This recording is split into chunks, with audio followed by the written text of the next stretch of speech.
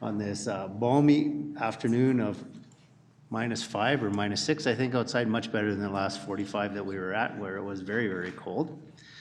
Welcome again this evening.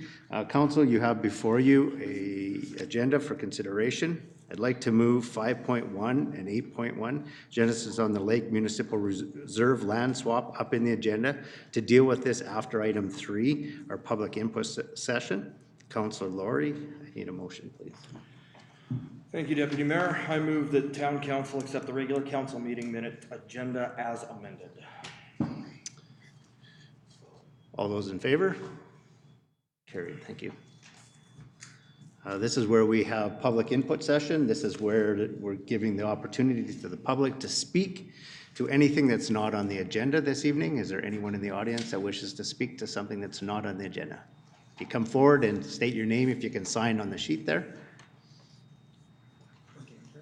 Hello, my name is Randy Altime, and my family's been here about 130 years, but it's only the third time I've come to this meeting, so I hope to come more than now. I'm retired. So my background, I'm an engineer. I've worked road construction. I know all the trades. So as a retired person driving around this town, which I'm very proud of and I love, there's things that I would like to change. There's things we could do to save money. And many of you came to my house in Hyde Park during the campaign, and you all promised to be good listeners. So after this, it's going to be a test. The first thing is I talked to 2 small business owners in Stony Plain who said they're both planning on relocating to a different community. And I go, why would you do that? They said, well, we can't do much about the trains, but the traffic control system is horrible. And they're spending half their day in front of the lights. So, being an engineer, being retired, and being somebody who's driven millions of miles in my career, I started to study the system, and I found that I could drive from Hyde Park, drive to Home Depot or Superstore quicker than I could drive to Co-op or Freezing Brothers. And years ago, and I say my family's been here forever, there was many businessmen who thought if we slow the traffic down to a crawl, people will shop more in Stony Plain or spend more money, which we know that's not true. So I would like you to consider the following. Once the train is passed, if every single control light in Stony Plain going north and south were all green at the same time, the backlog of traffic would be gone in a minute. And most traffic lights are usually a minute to a minute and a half. I would suggest a minute and a half.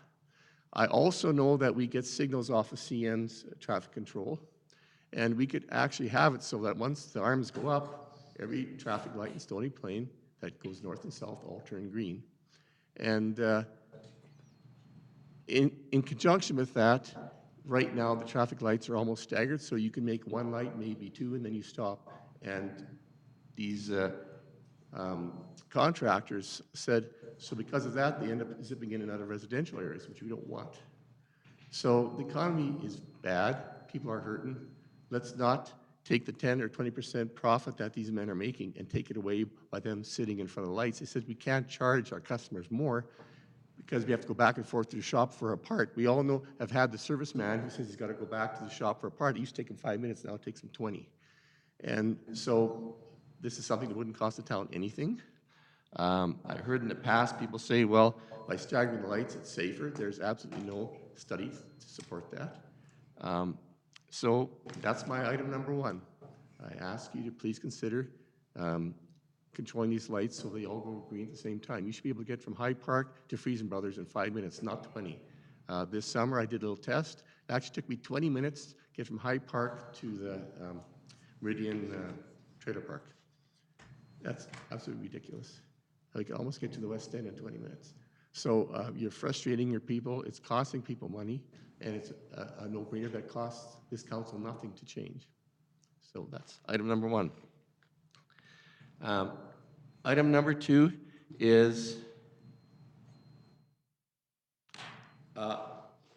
2 summers ago, so a year and a half ago, the flower planter in front of West Terra was bad, needed some work, and had quackgrass and rocks, and many of you will remember that. So being retired and having lots of time on my hand, I watched every day as 2, 3, or 4 young ladies worked on that flower pot or flower bed the entire summer.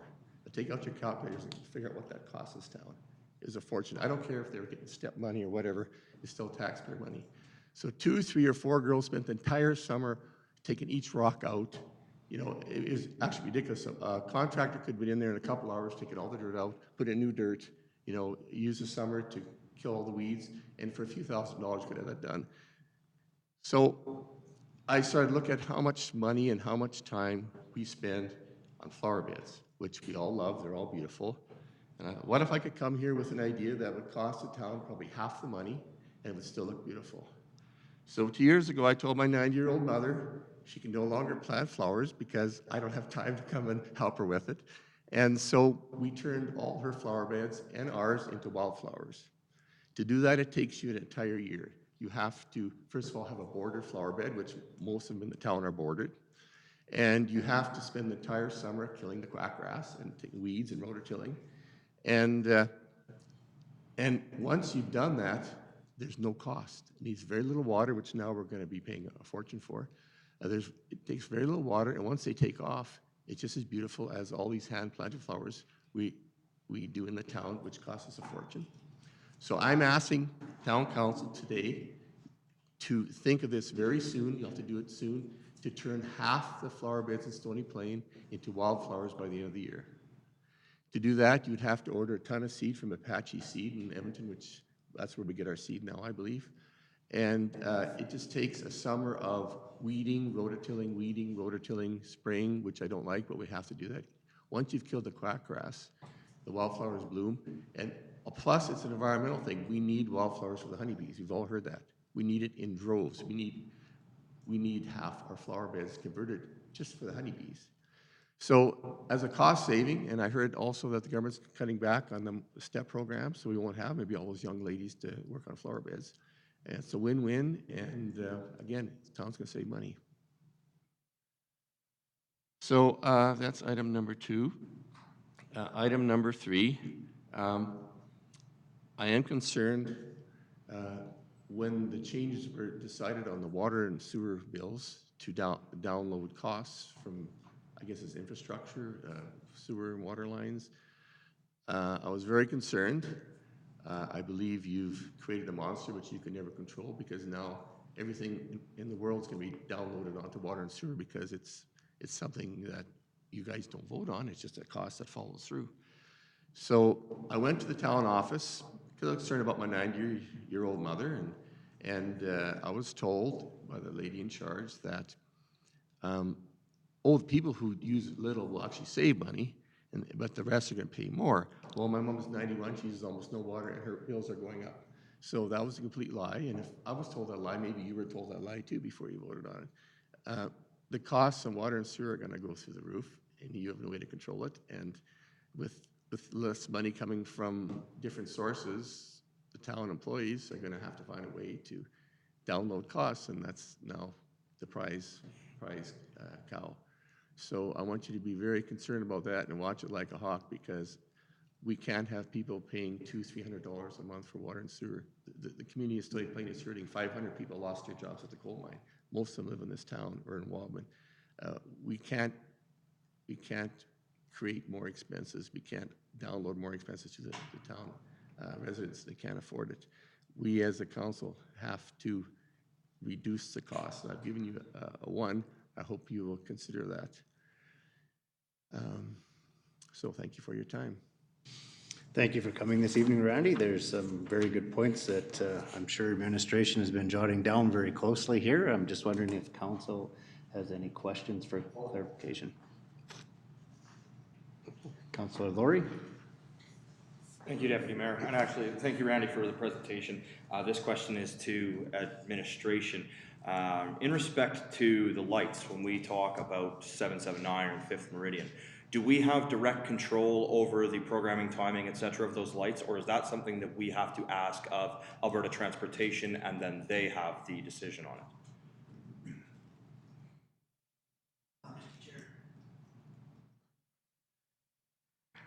Mr. Chair, through you to Councillor Laurie, I believe we work in consultation with Alberta Transportation, who's the road authority for Highway 779. Now, that being said, it is a question that's come to my mind as well, because I've seen the way the lights work, so I was not sure what improvements or signal changes might be made. So we'll make some inquiries on that one and get back to you. Excellent, thank you. I appreciate that because I know we've also had struggles in respect to the removal of the left turn signal that was done in preparation for the widening of the road, but has caused issues since the widening of the road is not completed and that left turn signal is no longer there. So if we could continue to have those conversations with Alberta Transportation so that we can better move people through our community, that'd be appreciated. Any further questions from Councillor? Councillor Matties? Thank you, Deputy Mayor. My question is with regards to the Westera flower planters that you were referring to. I thought I heard you say that it takes a year to kill the quackgrass, so of road tilling, and you're asking us to do that in 1 year, so I'm not sure. Right, so what I did with my mom and our flower beds is start in spring, take out everything that's in there, and I'm including no more rocks from the town of Stony playing flower beds, no more things you have to weed eat around and it takes about, I found about 3 times, the quackgrass will come up about 3 times. So it comes up, you kill it, you rototill it, it comes up again, and after about the 3rd time, next year there should be virtually no quackgrass in the flower beds. Next year. And quackgrass will choke out. So I would plant the seeds this fall. So if we start in spring, you know, in fall you plant the seeds, and next spring you don't have to water it because the snow is gonna, it'll all come up on its own and they replant themselves. It's a huge cost of it. I know we love our flowers, but we can still have them at probably half the cost. And since nobody else is behind me, I have 2 more items, if that's allowed. Pardon me? Unfortunately, we allow 5 minutes per person, and I understand that. If you could come back and bring another one forward, that would be much appreciated. You did, yes. I let you go over a little. Okay, thank you very much. No problem. Does anybody else from council have any further questions?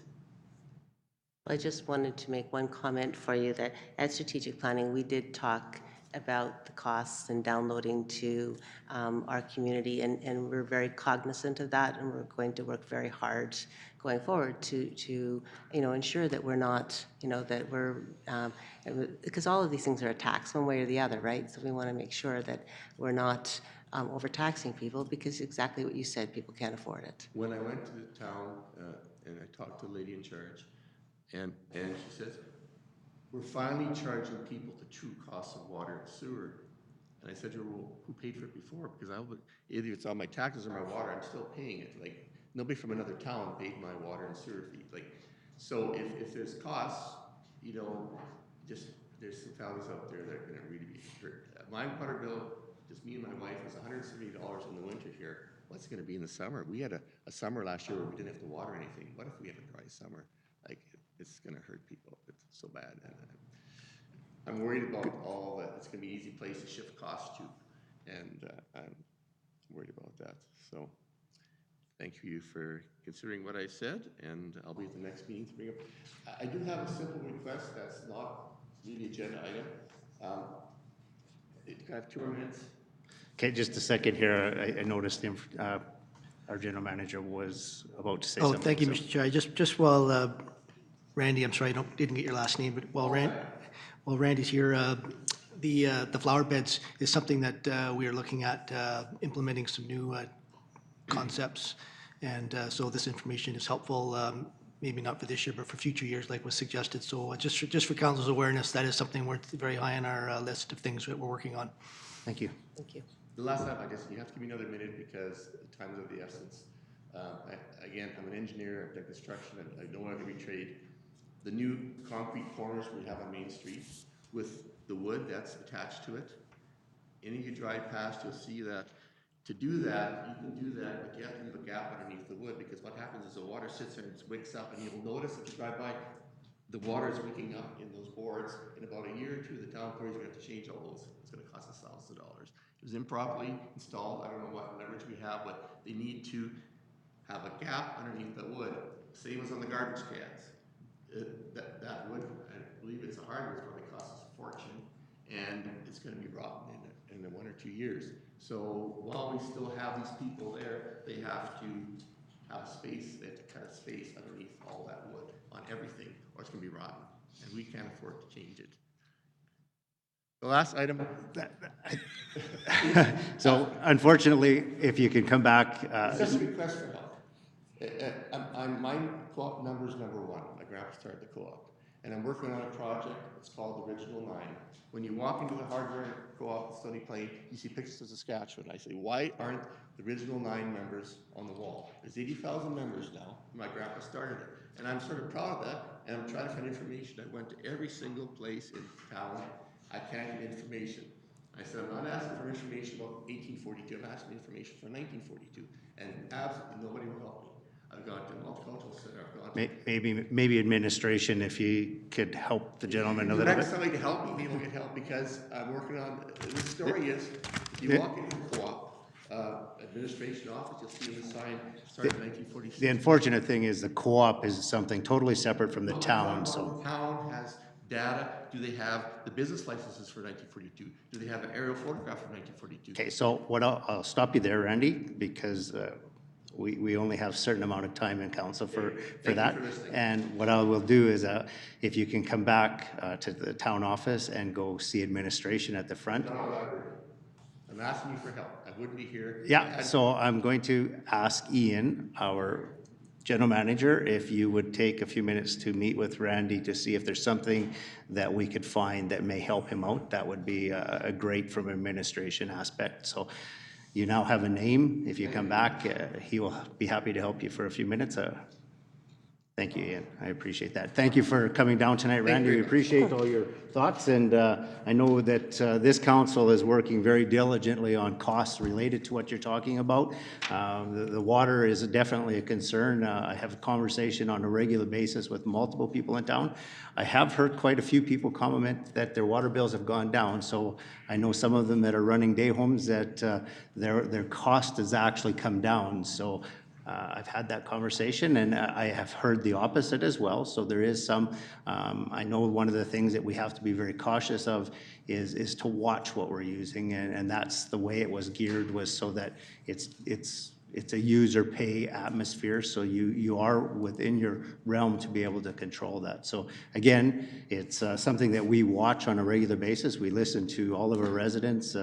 This council is very engaged in our community in a time of need. So I thank you again, and I do look forward to having you come back to council with some more great ideas.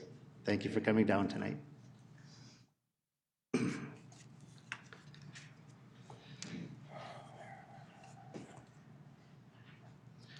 So we'll move forward to public 5.1, Genesis on the Lake. If I could have administration speak to that, please.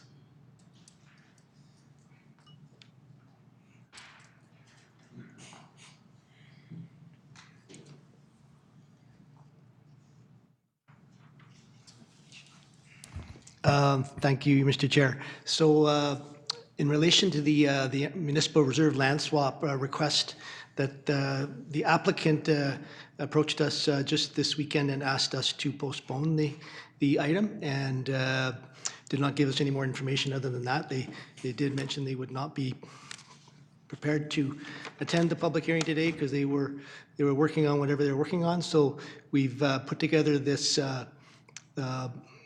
motion to handle that request and bring it forward for council consideration. This is the motion here, yes. So the first part deals with the public hearing, and the second part deals with the future public hearing on March 23rd, 2020.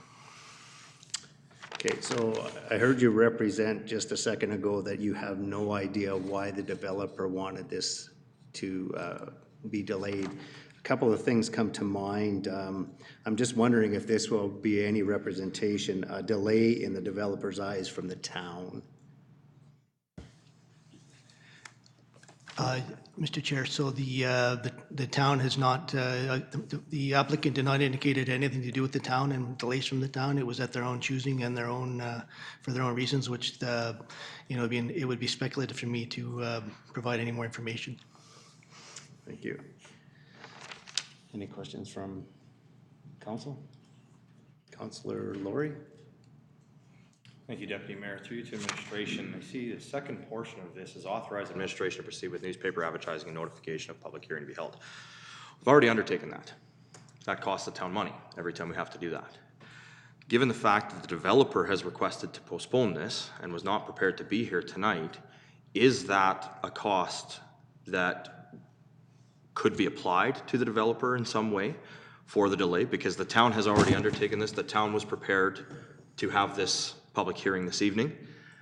And at the developer's request, we are now essentially being asked to redo everything that we've done, which does cost us more to do so.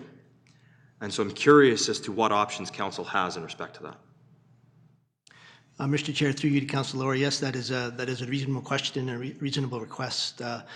At this time, what I would suggest is we will approach this with the applicant and see their receptiveness to cover those additional costs. I don't believe we have anything in our fees and charges schedule that directly is applicable in this instance, which is unusual. Therefore, we'll do our best to ensure that this reasonable request is understood and potentially transacted. Thank you. Any further questions from council? Councillor Bennett. Thank you, Deputy Mayor. And so I noticed that we have a specific date where we're going to have a public hearing. Was that date chosen by our staff? Will the applicant be ready, be prepared at that point?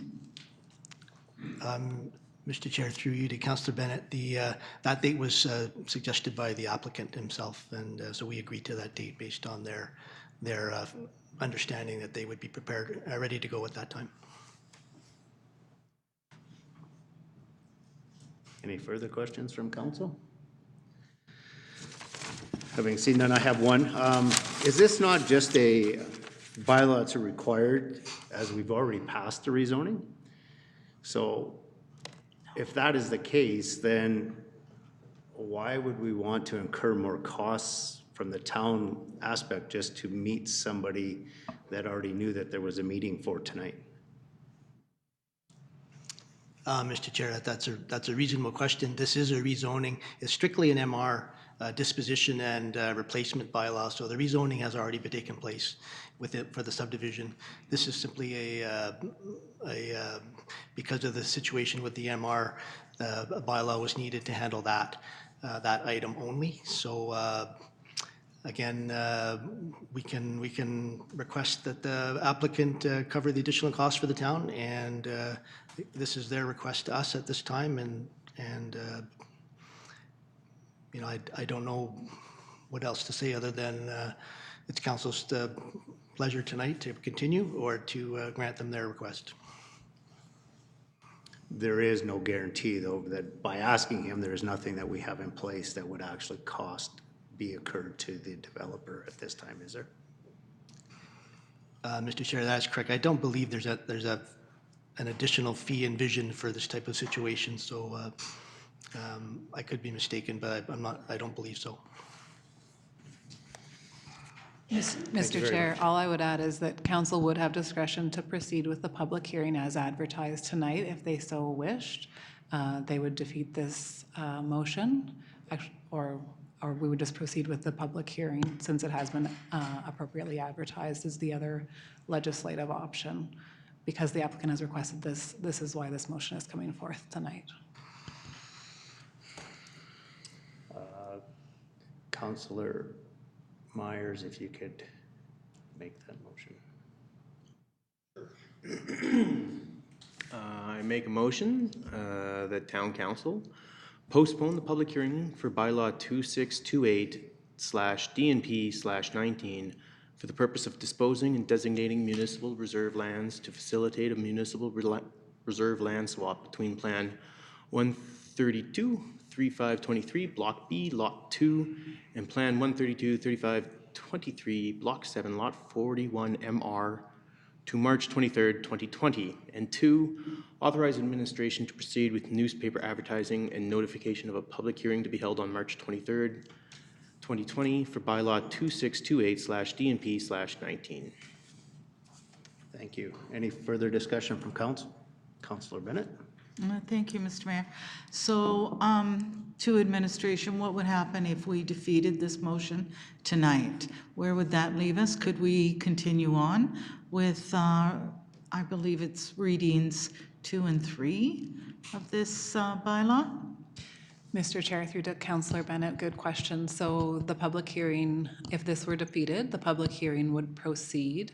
And then council would have opportunity to pass second reading, and they could defer third reading, or they could pass second and third readings tonight. Both of those options would be available. Mr. Deputy Mayor, because I noticed on social media that, that the town had posted that this may be postponed. So perhaps our members of public aren't here tonight because of that post. So would it be fair to our public to go ahead with this, with having already been notified that this could possibly come off the agenda? Mr. Chair, through to Councillor Bennett, yes, we were debating what to communicate. It was a little bit of an unusual request from the applicant. So that's where, you know, it's up to council whether you would feel comfortable proceeding tonight with that notification going out or not. There's always opportunity to host another public hearing if you were to proceed with public hearing tonight and felt that you didn't hear enough from the public. That would be another option. So lots of options on the table. And it's really up to you what you feel most comfortable with, how to proceed tonight, whether, you know, we defer this all to future meeting, which is the motion that's on the table, or deal with the public hearing tonight and then go from there, whether you pass second or third readings. Councillor Loy? Yes, Deputy Mayor. In my time on council, I've never come across this. This is unique. Unless I can be stand corrected, has this ever come before? Mr. Chair, through to Councillor Loy, not that we were, Right. there had been withdrawals, but not a similar request. Exactly, and that's my point. This is a very unique request. I personally don't see an issue with deferring it. And again, I'll stand to be corrected by administration on the protocol of these types of things. The applicant has requested it, reasons ungiven, so therefore I think we can assume that the reasons are legitimate. We have no evidence to the contrary that says there's any devious method here. It does give our people the chance to speak at another time. They're not here to speak to it tonight, which is, to me, is a key issue. We always talk about our people getting a chance to voice their opinion. If they've been misled in one way, shape, or form to not be here, and we chose not to give them that opportunity, to me, it's just a delay for 6 to, well, almost 2 months, but that's not all that long in the big scheme of things. So I would be for those reasons, I'd be supporting this motion tonight. Councillor Matties? Thank you, Deputy Mayor. Just have one question, a comment with regards to what it costs for the advertising, and would there be the opportunity to pass that on to the developer? So my question is what is that cost? Is it quite insignificant? Do we go ahead and just move this forward to March 23rd, or do we and not worry about the developer, or is it a higher amount and that we think we should charge that? Mr. Chair, through you to Councillor Matties, I believe the cost is in the hundreds of dollars range, not any higher than that. Then I would support the motion as well. Any further discussion? Councilor Ward? Thank you, Deputy Mayor. Yeah, I'll be supporting the motion. I think the reality is the developer has asked for this delay for a reason. I'm not impressed and I'm not happy that it will have an additional cost. I am satisfied that the cost will not be significant. However, you know, at this point in time, as you mentioned, when we're being cost sensitive, any cost is significant. So I do think that maybe it's something we need to consider moving forward, that, you know, maybe whether it's in our fees and charges or somewhere in there that is recognized if the developer requests it before or post advertisement, that the developer would then be responsible for the additional cost. Because I would assume in addition to the newspaper advertisement, we also probably will have to send the direct mailers out to the people within the certain boundaries and so on and so forth. I think it's unfortunate. I believe we do have some residents here that would be speaking to it had the public hearing move forward. So I'm a little disappointed at that as well. But the reality is it's the developer who has asked for this. And if we went forward and approved any bylaws or even declined any bylaws tonight, we don't know what the premise of the delay was and why it was requested. As far as we know, as was mentioned, might be rescinded.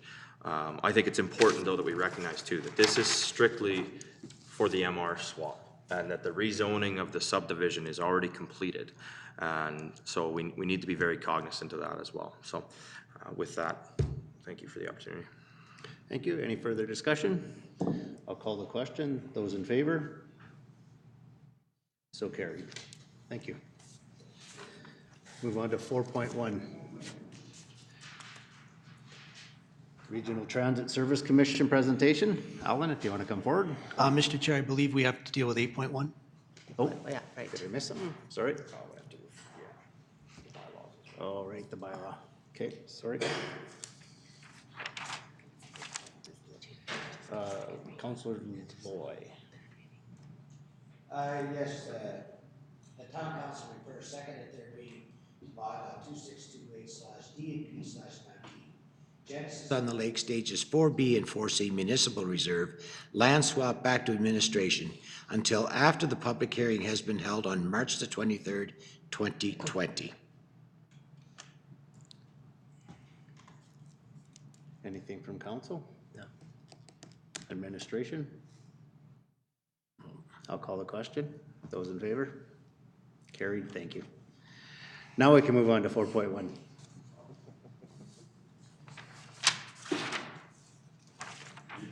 Good evening.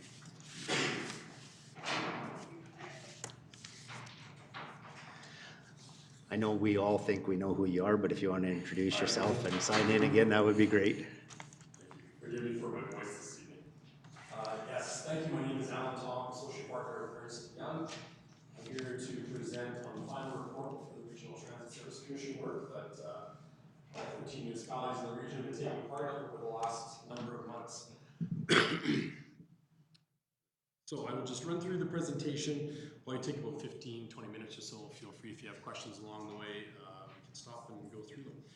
So just as a background here, I think what I want to highlight is this work has been going on for a number of years. This slide is meant to reflect the number of reports that have actually been done in the past around regional transit, as far back, most recently in 2014 and 15, culminating in 2016 May with the mayor's Be Ready or Left Behind report, and now our work here in January 2020. Back in, I think it was around October of 2018, the 13 mayors from the region signed a memorandum of understanding to get together and work to build a regional transit service commission, something that all 13 municipalities would ideally be able to subscribe to, with the focus on managing cost of delivering transit, governing decisions effectively, and ultimately delivering a better integrated service around the region. So that's been done. The report that was made public here in January really goes through that vision, mission, and strategy for the commission, as well as the operating model, the design principles, the transit delivery conceptual model, the governance model, the financials, the implementation plan, really everything that councils would need to make a decision on forming that commission.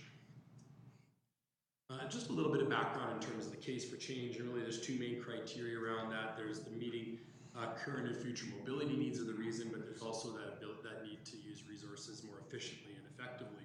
It's around meeting current and future mobility needs, making transit service accessible to all 13. Not all municipalities have transit, and for some the barrier to getting transit is more than they can manage financially.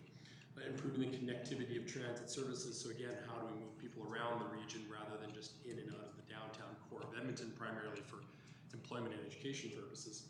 Increasing the quality of that intermunicipal transit service, so again, trying to maintain some consistency between those municipalities and how people get around and driving a consistent experience for the users. how we keep transit services relevant, agile, and customer focused. The costs to delivering transit are only going to get more costly and difficult to manage the services over time. So as a commission, how can we manage to maintain those costs while at the same time bringing forward new modes of transportation and mobility and not just staying with the status quo?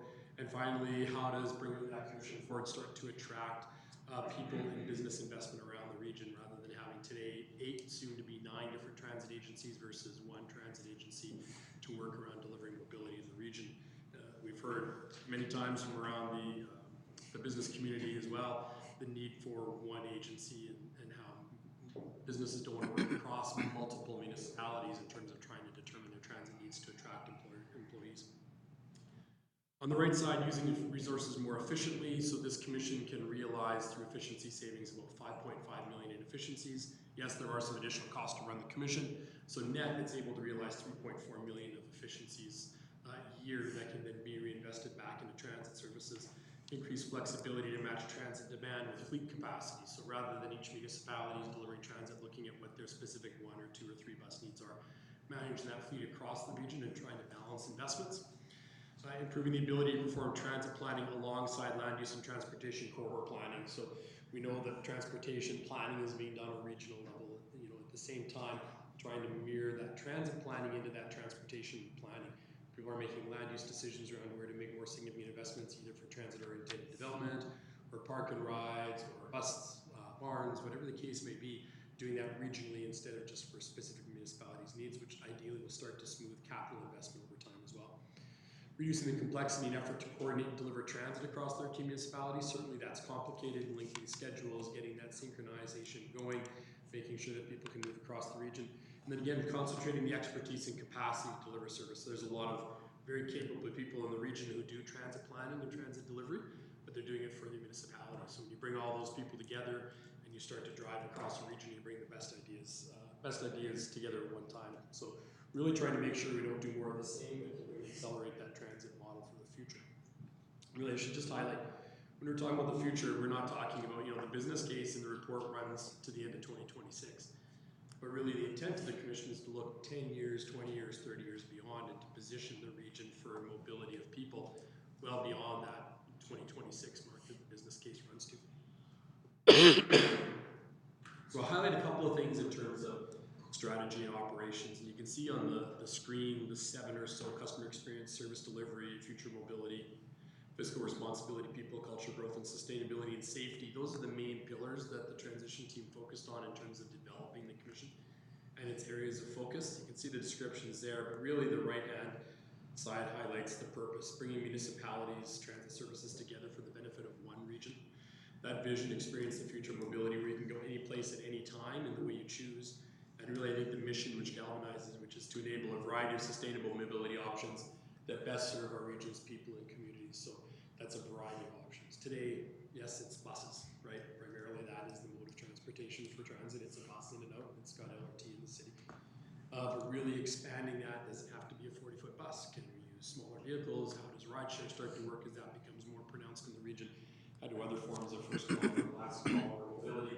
Then how do you break down the barriers across the region so that you can license those activities and get consistent delivery? So really enabling those variety of sustainable options to serve the region's people's needs within the communities.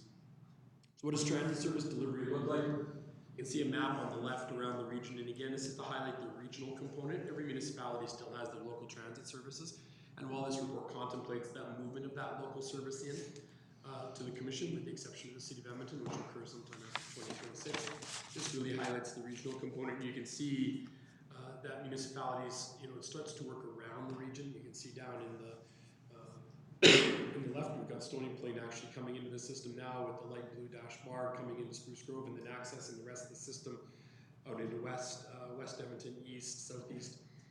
Spruce Grove connects into there, and in the bottom on the south, you've got Nisku and Leduc connecting into Devon, into Parkland County, so creating a route through the purple section there that starts to bring the region together on that side. Again, off to the right, connecting to Beaumont, and then down into the east side of Edmonton through that connection, up into Leduc, and then again, Warrenville coming into the system, Fort Saskatchewan now linking over into Sherwood Park. And so you start to get a region that starts to go around. Yeah, there isn't a link necessarily today between Stony Plain up into St. Albert, the demand isn't necessarily there for that particular mode of transportation yet. Although if it comes, and that's part of the Commission's job, is how do we deploy that in a cost-effective and reasonable manner. You can see how the region starts to link together, and shifting standard bus networks that are regular routes into more high-capacity routes or bus rapid transit, and into express-type routes, which then move people faster across the region, and they can plug into the rest of the region's transit services within the municipalities that they're in. Why don't I just try and get rid of that? I postpone that for tomorrow? Yeah. Okay. All right, we'll do that. All right, sorry. So what you end up seeing across this is that map of conceptual service. And I think what's important is it is a conceptual model, so part of the work of the transition team and then the newly formed commission is to do the detailed transit design. So we do have in the report an expectation around what service might look like for Stony Plain, and the frequency with that into peak service and holiday service and weekend service to build the model and understand what the implications would be. The detailed work in 2021 is to do the detailed transit design. We have in our cost model work to engage the public around what do those transit services look like and what are the expectations and the needs of the citizens around that. But based on the modeling, we end up saving about 1,540 hours a week in the region by consolidating those services. So that translates into financial savings, and we'll work through that here as I get into the financial model. When we talk about consolidating routes, that doesn't represent a reduction in service. It does mean that throughout the region, there's many times where municipalities' buses are driving by each other. They're running the same route or a very, very similar route. Sometimes they're running empty on the way back because they're not in service because they dropped their residents off. And by consolidating those services, we can reduce the cost and increase the service and efficiency of the service being offered. Just highlight the financials. We did start, because everybody in the region, or most everybody delivers transit, we started by taking the costs of all those delivering transit services today. Then we took a look at what are the incremental costs of running a single commission versus that of multiple agencies. And then where do we see savings from the consolidation? So we do have 3 rows underneath the base case. The base case is the cost of delivering region in today, and that's the funding shortfall. So the net of revenue is less than expenses. We know transit is a subsidized expense, so this is a funding shortfall. 55.6 million in 22, up to about 60 million in 2026 across the region. We add in the one-time startup costs, which are there to stand up the commission, enable its work, do additional planning. As I mentioned, there's costs in there for public engagement, for branding and marketing, for some duplication of roles, I suppose, between the commission and municipalities, because the municipalities still need to deliver their services in 2020 and 2021, with transit services moving to the commission in 2022. So there is some doubling up of activities. You get through the planning exercises as well. The one-time costs are largest in 2021 as we get ready to integrate that service, and then they start to tail off.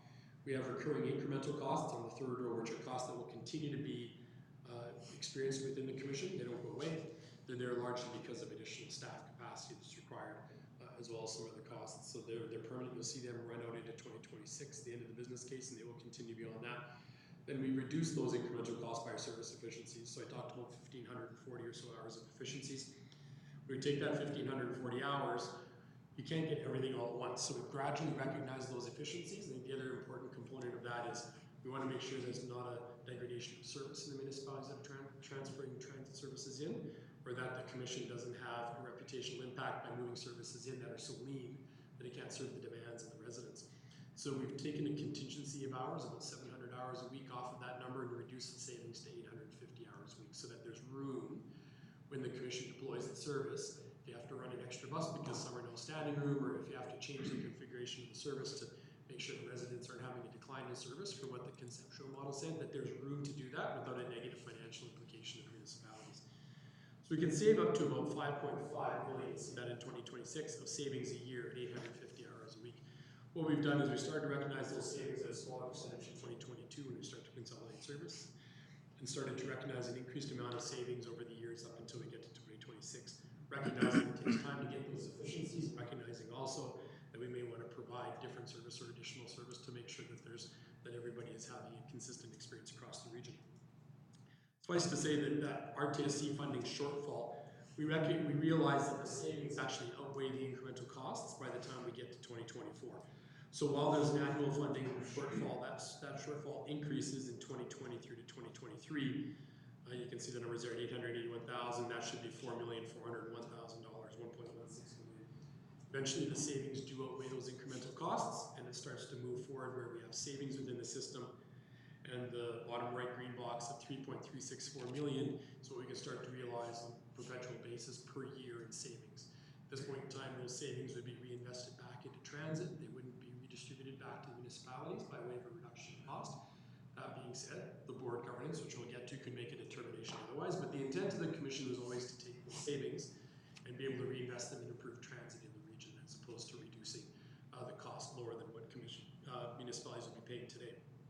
The last row where you have the yellow box of $766,000 really identifies the fact that the savings as they get realized can offset all of the one-time costs and the stand-up costs, so that by 2026 all those costs are recovered fully. So the business case shows that all the costs that are here to stand for the commission and operate it can be recovered from the efficiency gains fully by 2026.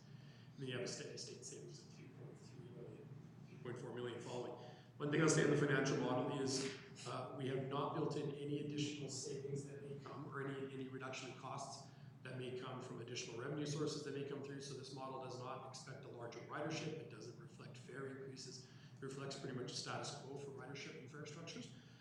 It also does not reflect any additional funding that may come potentially from the government, and the transition team is working on requests to the provincial government for additional funding around grant funding, so not operating funding, grant funding to support the standing up of the commission, given they've already provided grant funding for the work to date. But that request is in with the Ministry of Transportation and Municipal Affairs at this time. Just move on to the cost allocation. So this is a busy slide. It does outline all the cost allocations for all the municipalities. You'll find yourself there with the town of Stony playing fourth from the bottom, showing anywhere from $595,000 in 2022 all the way up to $637,000 in 2026 for an average of about $615,000 a year. Services are contemplated to start in 2022, so there is no requisition in 2020 or 2021. I'm cognizant that you're working through your own rollout of transit services during this time frame, and so we've attempted to incorporate the cost of your transit services that you're expecting to deliver into the costs of the Regional Transit Service Commission. We've broken the costs that are allocated across municipalities at the top of the page across four main categories. A base fee, so every municipality in the commission has to pay a small component to be part of the commission, a fixed fee, and then a variable part based on population. There's a regional service allocation, so that's the municipality's allocation for services that run across the region based on the map that you saw before, primarily weighted to the routes that are most beneficial to the municipalities. Third category is a local service allocation, so municipalities would pay for their own local services that are moving into the commission, and run those the way that they see necessary, and they'll pay for those fully. And then there's an enhanced service allocation, and that's meant to recognize if there's unique services that a municipality wants beyond what the commission would normally have in its plan. They can certainly request those, and some have, and then they would pay for those separately as well. So there's a number of mechanisms that municipalities can use to deliver transit services. In your case, and highlighted in the report, you have costs associated with the costs that make up your $595,000, say in 2022, and the base fee component, a regional service allocation component, and then a local service allocation component. I think what will be in flux in terms of what your total cost is going to be when you look at loading services into the commission in 22 will depend upon the nature of the local services that you end up providing within the municipality. Because right now there's an estimate based on planning, but then that of course will be adjusted in 2021 as you do the detailed service planning and decide what is required for Stony Plain. So you can see where you fit in terms of the overall cost structure. City of Edmonton, Strathcona, and St. Albert have the largest component of the cost system, Edmonton at 41%. They are contributing about half the hours into the region. So I said the City of Edmonton isn't contributing their local service, but they are moving in about 5,000 hours of regional service into the network.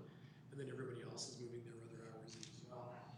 You've got about 1.07% of the cost of the total system. Now, compared to what some of your early budgets have been for Stony Plain in terms of the cost that you may be delivering transit services for, the commission could be about 95,000 or so more per year than what you've budgeted for your costs. But again, that comes down to that local transit service number. So we built into this forecast about 250 plus or minus a little bit thousand a year in terms of cost for delivering your local service.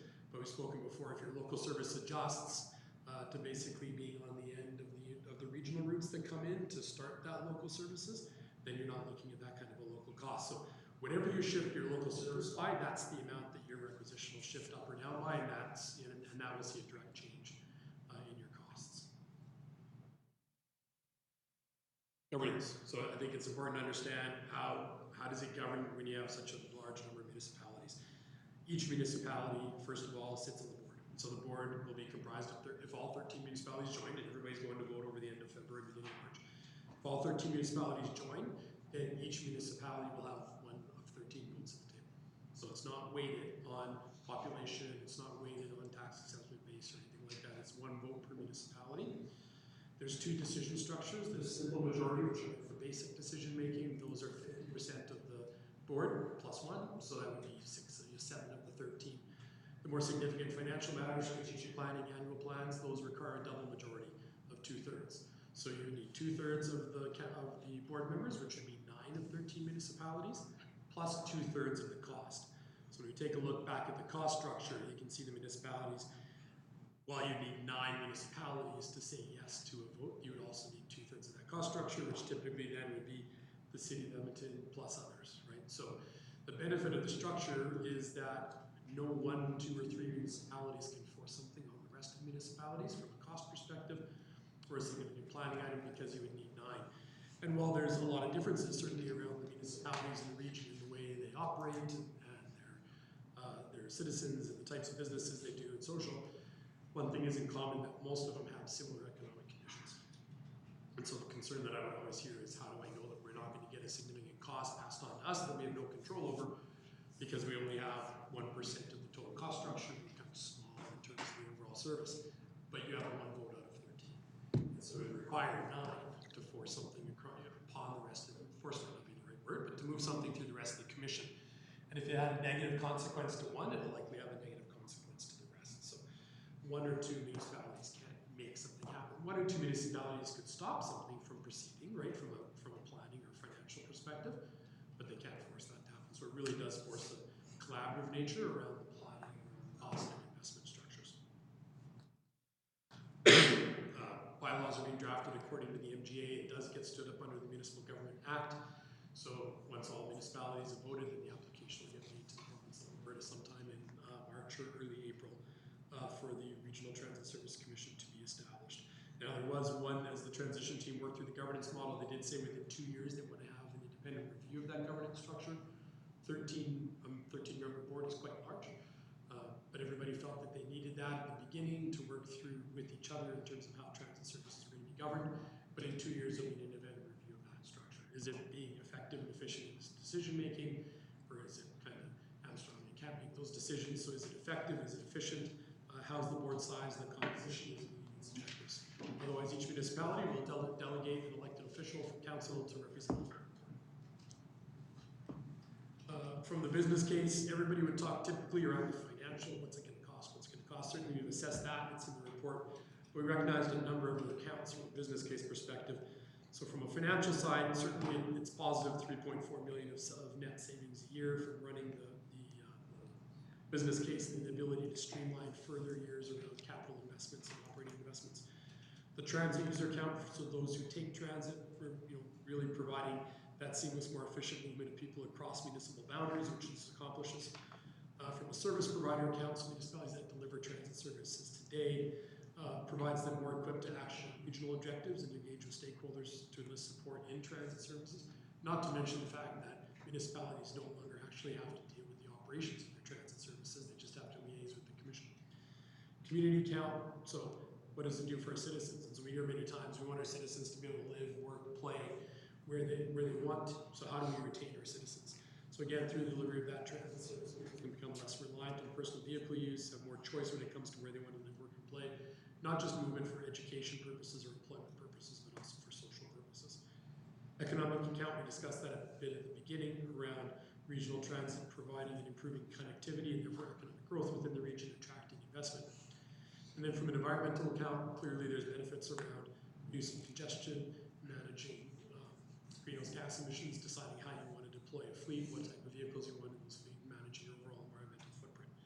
So across all of those categories, strong positive reasons as to why you'd want to generate a transit commission. A few points just in summary. I think really through the report, you've had that report, there's information in there. I think it equips the municipalities to make the decisions that they need to in terms of joining the commission or not. As it becomes more complex and integrated, it's harder to do the same thing. And if you look at this not occurring, say, for another 5 to 7 years, then it's got a long runway again, and it's probably another 10 years until it gets established. It takes time to make meaningful change when it comes to transit infrastructure investments. So, this business case runs into 2026. The real meaningful results start to materialize after 10 years. You start to really deal with condensed population and condensed jobs. I think then around that improved service and the design efficiency through your transit network is great. Managing savings of $3.4 million a year, which at this point in time, again, get reinvested back into transit service delivery. Annual contributions by municipalities are estimated to be comparable to their forecasted costs out to 2026 for transit, which I think is important. So some comfort in terms of the costs that you'll be facing in the time frame beyond 2026. The same decisions around transit are the same for all municipalities around the region when it comes to infrastructure, when it comes to where to invest and how to invest in terms of transit. So being able to manage the costs going forward, I don't see that really being a governance model that allows each municipality that voice in decision making, while preserving the commission's ability to kind of manage mobility on that regional level. So I think those are more pretty much the main highlights of what I wanted to run through with you tonight.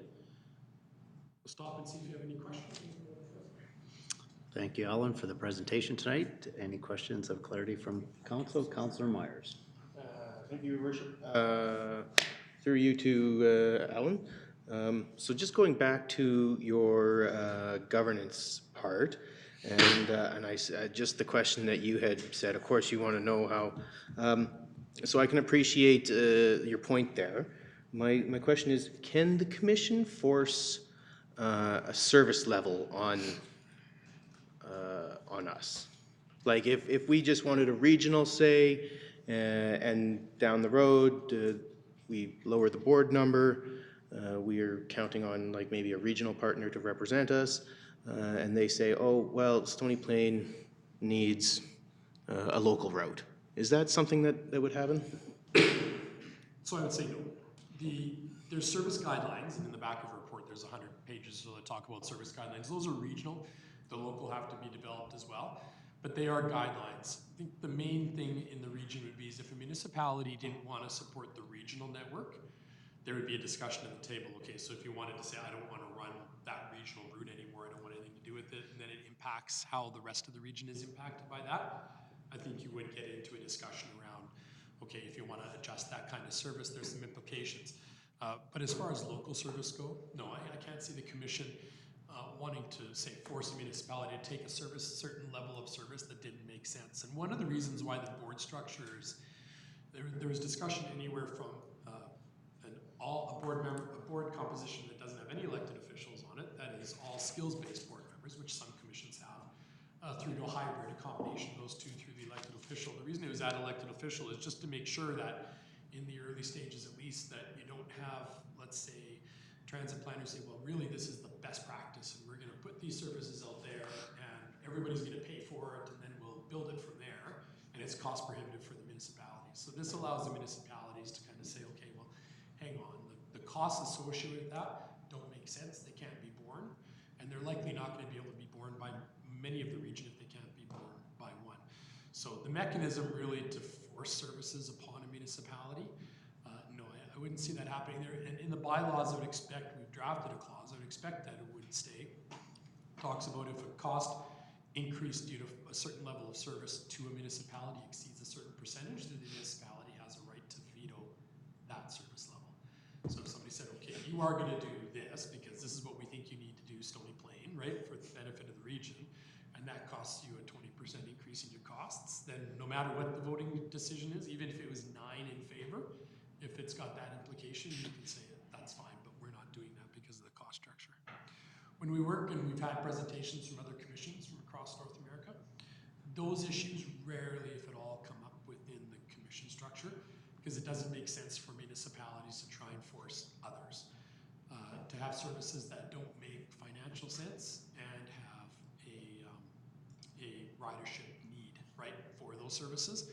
And often that can be the challenge anyways. The commission often has to wait to build those services until the demand is there, right? So typically is not an issue that comes in. If a municipality does want to push away and say, we just want to do 10% of what we were doing before, and that has a significant negative effect on the region, then that would end up being a discussion that the board would be having. Okay, so what I hear is we're planning on putting some kind of veto in for like a large ask from the municipality. And those aren't, we're not even at that stage yet, so you can't actually point to that to completely alleviate my concerns. For municipalities that join the commission in the next step, because the bylaws do form part of the application. Right, and that's what I mean. We haven't written those bylaws yet, right? They have been drafted. Oh, okay. They've been drafted with transition team. They're not in the report because they haven't been finalized. So when the municipalities vote to join the commission, those that have voted to join the commission will work, their administrations will work together to work through the bylaws to form the application. So that clarity will come through that process between the decision by councils and then the application to the government of Alberta to form the commission. Okay. Thank you. Councillor Matties. Thank you, Deputy Mayor. My question is, I guess, continuing on with what Councillor Meyer had asked. And so if you're, let's say, for example, if a community, and we will call it Edmonton or we can call it Stony Plain, if we decided to not do a local service, but maybe started in 2023, so already the commission's set up and we decide to do a local service at that time. And then, so I'm asking you two questions here. One on what does that look like with Stony Plain? And then the bigger question for me is that big elephant, Edmonton, when we're talking about bringing them in 2026, what is the implications of that? So the first question, if I heard it right, is let's say you chose not to do local service and then in Right. 2023 you wanted to do Yeah. local service. So both of those would be fine. This cost structure contemplates you doing local service in 2022. Yeah. But if you postpone that, or were part of the commission and in 23 said, we'd like the commission to deliver our local service, then that's fine. The commission allows for the subscription of municipalities for whatever service they're looking for. So you'd sit down with the commission, plan out what that service looks like, how to deliver it most cost effectively to meet your municipality's needs or anticipated needs, and then you'd agree to the cost structure of that service, and then the commission would deliver that service, and you would pay for that local service because it is local within your municipality. So whether that was in 22, 23, or if in 27 you said, hey, now we need to add another local route because our local service is taking off, then you're just working with the commission to deliver that service, and they'll cost it out for you accordingly. If you needed to scale it back, because you said we want to do 3 routes in 2022, and then we find that all 3 are not meeting the need, and we can't get that need running, well, then you can scale that service back because it's not impacting the region, it's a local service. So that shouldn't be an issue in terms of managing the local service ups and downs, and all the municipalities that have local services will deal with it in a similar manner. Now, Edmonton moves all of their local service in post-2026, likely 2027. The planning for that will probably start in 2023 because it's the same number. Now, they're moving that into the commission, but it's still local service that's delivered within their boundaries to their residents. Others in the region may access that local service once they get off the regional routes, right? They'll plug into a local service if they need to move their way around in the region, but that is their cost. There may be there will, I'm sure, be efficiencies to gain by Edmonton uploading all their local service, because it's not, at that time, it's not just local routes, it's also the infrastructure behind all of their bus service, right? Their maintenance facilities, their storage facilities, their dispatch capabilities, their call centers, et cetera, et cetera. So there'll be more than just local routes when they upload the rest of that in, which will allow for additional efficiencies across the region. But the local routes they load in, they will now be able to better integrate across the region, right? Because the commission will manage all of that service. But otherwise, they'll really be loading in a local service, no different than if you loaded in a local service or St. Albert loaded in a local service down the road.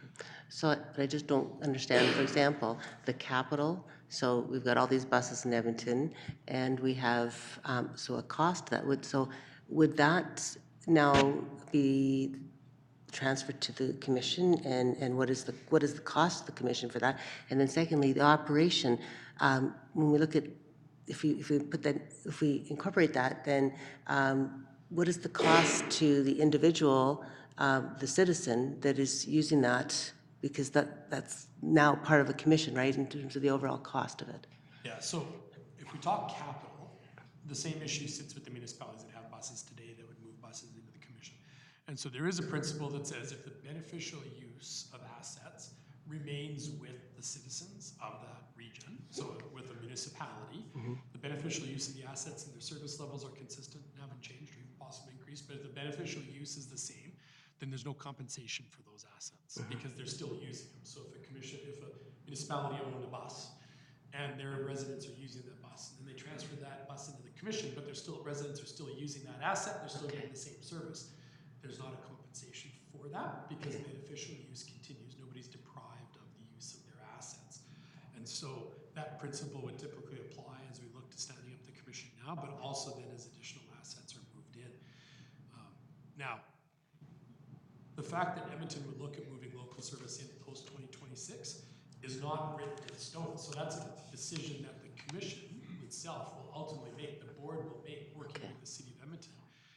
What are the terms under which those services are going to be loaded into the commission, right? How are we going to allocate those costs out for anything that isn't specific to local service, and what's the impact going to be, and what's the transitionary process going to be? So it doesn't contemplate that in the report because it's outside the case, but it will be a decision by the board as to how that's managed working with the city of Edmonton. Okay. And in assets, I'll just add one thing with assets, is there's two types of assets. There's assets that'll be transferred for ownership, like buses, and there's assets that'll be transferred just for control and will stay with the municipalities likely. Things like existing land and buildings, municipalities will likely retain ownership of and just transfer the control of that asset to the commission. Councillor Bennett? Well, if Councillor Matties wanted to continue the same line, I I would. just had one other question, but that's okay, I can ask it after. Okay.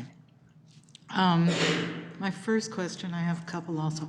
My first question was on financials, and you mentioned that you were working, we are working with the province to get some funding from the province. What about the federal government? Have we approached them? I know that they had the green trip monies available. Are we anticipating any contributions from the federal government? So the federal government hasn't been approached yet. They did have funding specifically for bus acquisitions, for example. Many municipalities have used that funding to acquire buses or at least the cost of the bus.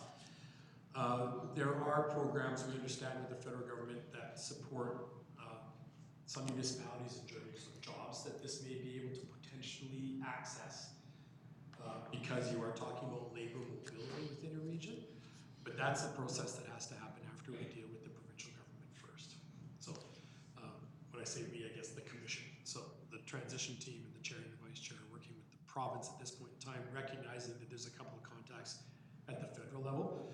The monies that you'd be referring to, like green trip and that kind of funding, would not be allocated to this because this is really looking for funding on startup costs. Now, the commission, just like municipalities, have gone and requested federal funding for the acquisition of buses. That isn't lost. That opportunity is not lost when you're from the commission. So the commission has the ability still to go make those requisitions for future investment from items like green trip, etc. Okay. And then my second question actually had to do with Councillor Maddie's question, and I totally didn't understand the answer or the question, to be perfectly honest. And so through these ears, I heard, if we don't become part of the RTSC until 2023, does that mean that we don't have to pay anything up until now? Because it was my understanding that if Stony Plain doesn't join this, there is still an amount of investment into what has already happened in Spruce Grove that we need to levy. So can you explain, okay, so generally, philosophically, if we don't join, that's one thing, but downright cash, if we don't join, what are the advantages and disadvantages?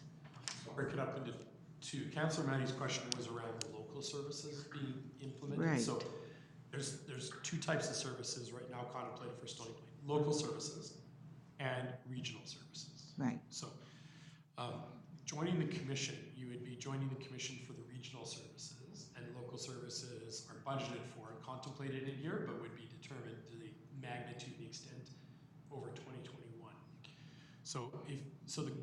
This is built on you joining the commission. Joining the commission now with services starting in 2022, there may be a hybrid into that as you roll out your own particular transit plan. The question about local services was just, did we have to have them now or could we have them later, right? If you were part of the commission, you could have them anytime you wanted to. If you didn't join the commission now, then you wouldn't be getting the regional routes either, which is that connector from Stony Plain into Spruce Grove and then connection to the rest of the system. So the contemplation would be join now. You would have a base fee, you would have a local service charge and a regional service charge. Maybe your local service doesn't happen in 2022, it happens in 2023, but your regional service would be starting in 2022. So you would be looking at joining the commission now and paying in 2022 for that regional connection with that route between Stony Plain and Spruce Grove. And then adding your local service to it. If you didn't join the commission, what cost there would be between you and Spruce Grove, that's not something that I'm able to answer. Thank you. Does that help? Makes it, yes, yeah. Councilor Matties? Thank you, Deputy Mayor. So just for Councillor Bennett, if you look on page 90, it talks about the tri-region option 1, and it explains the cost if we were going that route, just for future reference. My question, in line with now what Councillor Bennett has talked about, when we look at, or in your report, you talk about the most significant factor in increasing ridership is frequency. So my thoughts are, jeepers, we need to be able to get that commuter from Stony Plain to Spruce Grove quite frequently in order for that to be successful, because I'm not going to ride it if I have to wait 30 minutes or 40 minutes for that bus to come for me to get to because that may not get me to work in time or get me to school on time. So based on our commuter service, can you speak to frequency? I can. I'm going to have to go a little bit on memory. So the frequency to ridership, it's not that you have to have lots of frequency to drive ridership. You need to have a frequency that makes sense for what the ridership is looking for. Okay. Which could be every 15 minutes, it could be every 30. On weekends, it could be every hour. It depends on what people need and then how the user adjusts their schedule to an understanding of what a frequency may be. So if it's offered at the right times, but it's every 30 minutes, that frequency may be just fine for the rider if it's getting them to their destination when they want to have that achieved. Mm-hmm. So from a frequency perspective, the service does run 7 days a week. It'd be the peak service, I believe, was every 15 minutes in the morning during the week. Mm-hmm. During the day, it moves to 1 hour. And then it picks up again in the evenings. On the weekends, it does run Saturday and Sunday with service on the hour. I think it starts at around 9 a.m. and ends at about 6 p.m. And I'm sorry, I'm going off a little bit of a memory, but we do have the technical memo that supports all the calculations. So there's service during the week and peak hours during the morning and like start and stop of the workday to get people into the system. And then it runs all day service during the day to allow people, one of the things we heard is people from outlying communities who work within Edmonton, for example, for employment, may choose to drive as opposed to bus because there's no way to get back to their municipality in the middle of the day because it only runs at peak times. But if you gave people the ability, and it might not be every half hour, if it's every hour, at least they know they can get back if need be. So that service turns into an all-day service, whereas for some today, it's only a peak service. And then that service to run every hour on the hour over the weekend so that you do have the accessibility into the city. Now, does that mean that it may not be the perfect time for somebody? I want to leave at 9:30, but it only comes at 9 and 10? Well, that could be the case. And if over time the data supports a different frequency because the ridership demand is there, or instead of running on the hour, it runs on every hour on the half hour. You could tweak those kind of services depending upon what residents need from a demand perspective and balancing the cost of delivering that service versus the demand of delivering that service. Okay. Thanks. But it is a 7-day a week, and that's part of the key, and that's one of the benefits of the regional services. Even municipalities now who just run their own transit services, most of the time they're just weekday commuter peak service, and they don't run anything on the weekends or in the afternoons or later into the evening, and so that means more and more people rely on their vehicles to get back and forth as opposed to using transit. Once you start using transit on a regular basis, you start defaulting to using transit.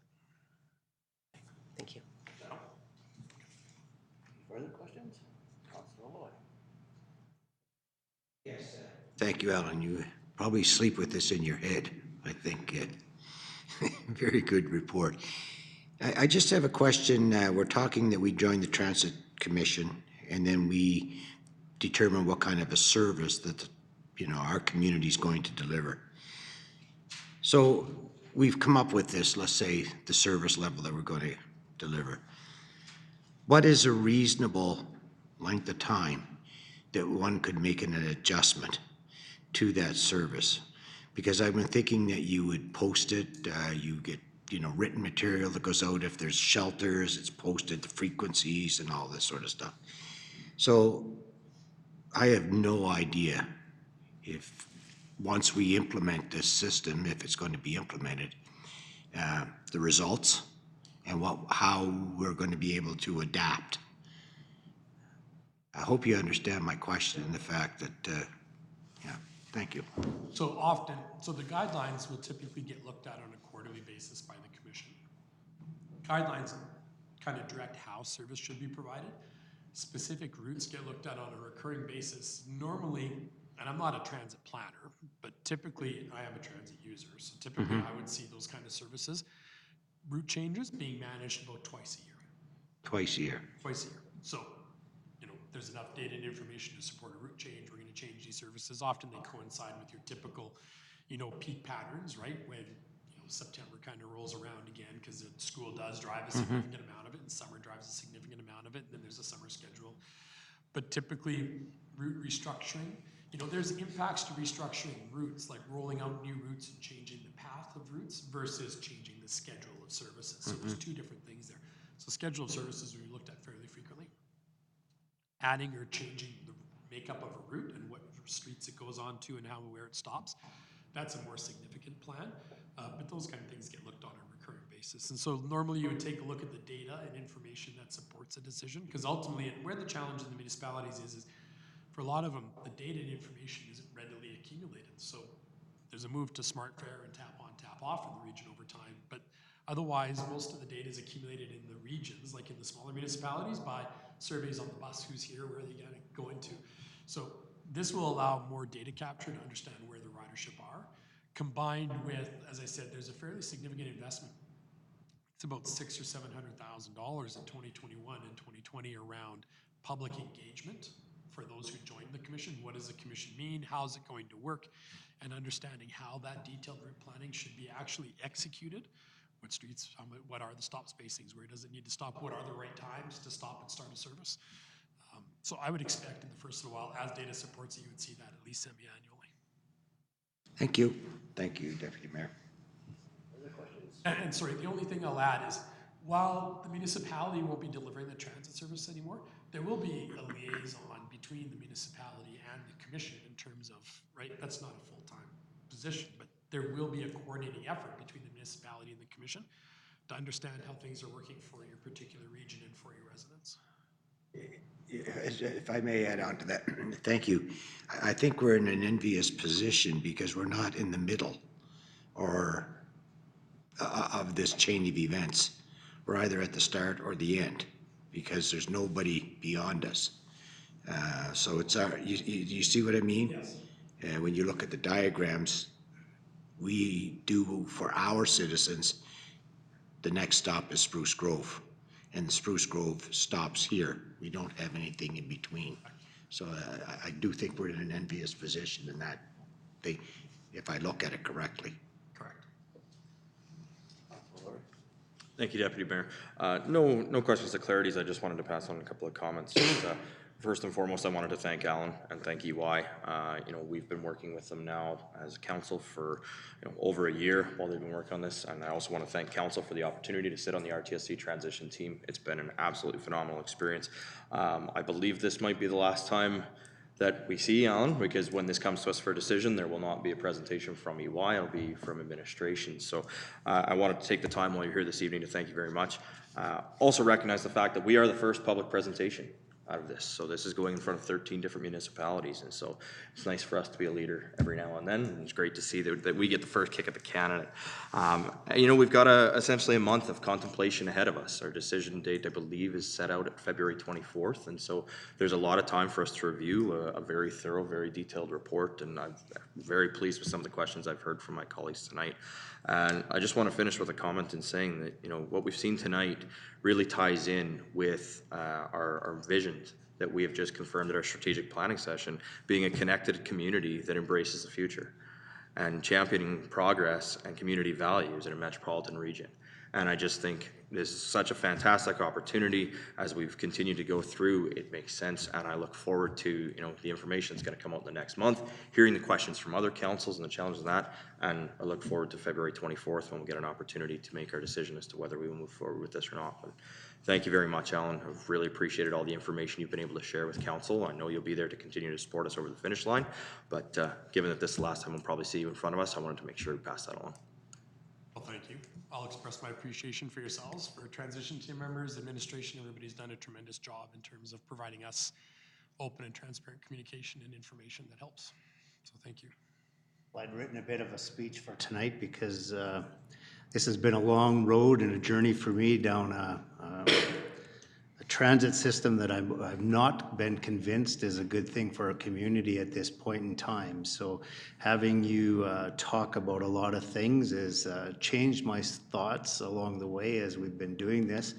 And you know, I think it's a lot of great information, a lot of great time has gone into it. It's a great document for our staff to review in preparation of our tri-regional plan that's coming up. So I think there's a lot of things that benefit here, our staff. And it's starting to make sense to work together for better connectivity and services of the tri-region. What that looks like, I'm still looking forward to that aspect coming from our administration here in the next little bit to see what our local service starts out as. I do think that working in partnership with everybody along the way is starting to make a lot of sense. It's cost preventive. It's a lot of things that I've heard from the city of Edmonton that cost a lot of money. So you guys are working towards a system that I think makes a lot of sense for a regional transit system. So I'm sure most of my council is surprised at what I just said to you because they're pretty much convinced that the transit system for me was a no support at all, but I've come to appreciate that over the last little while, and I think there's lots of room for improvement. So again, I want to thank you for all the time and effort that you've put in and all the questions that you've been fielding from all of us here. It's been a great experience, and look forward to the next move that is going to happen here. So thank you very much for coming out tonight. Thank you. So we'll break at this time for a 10-minute health break.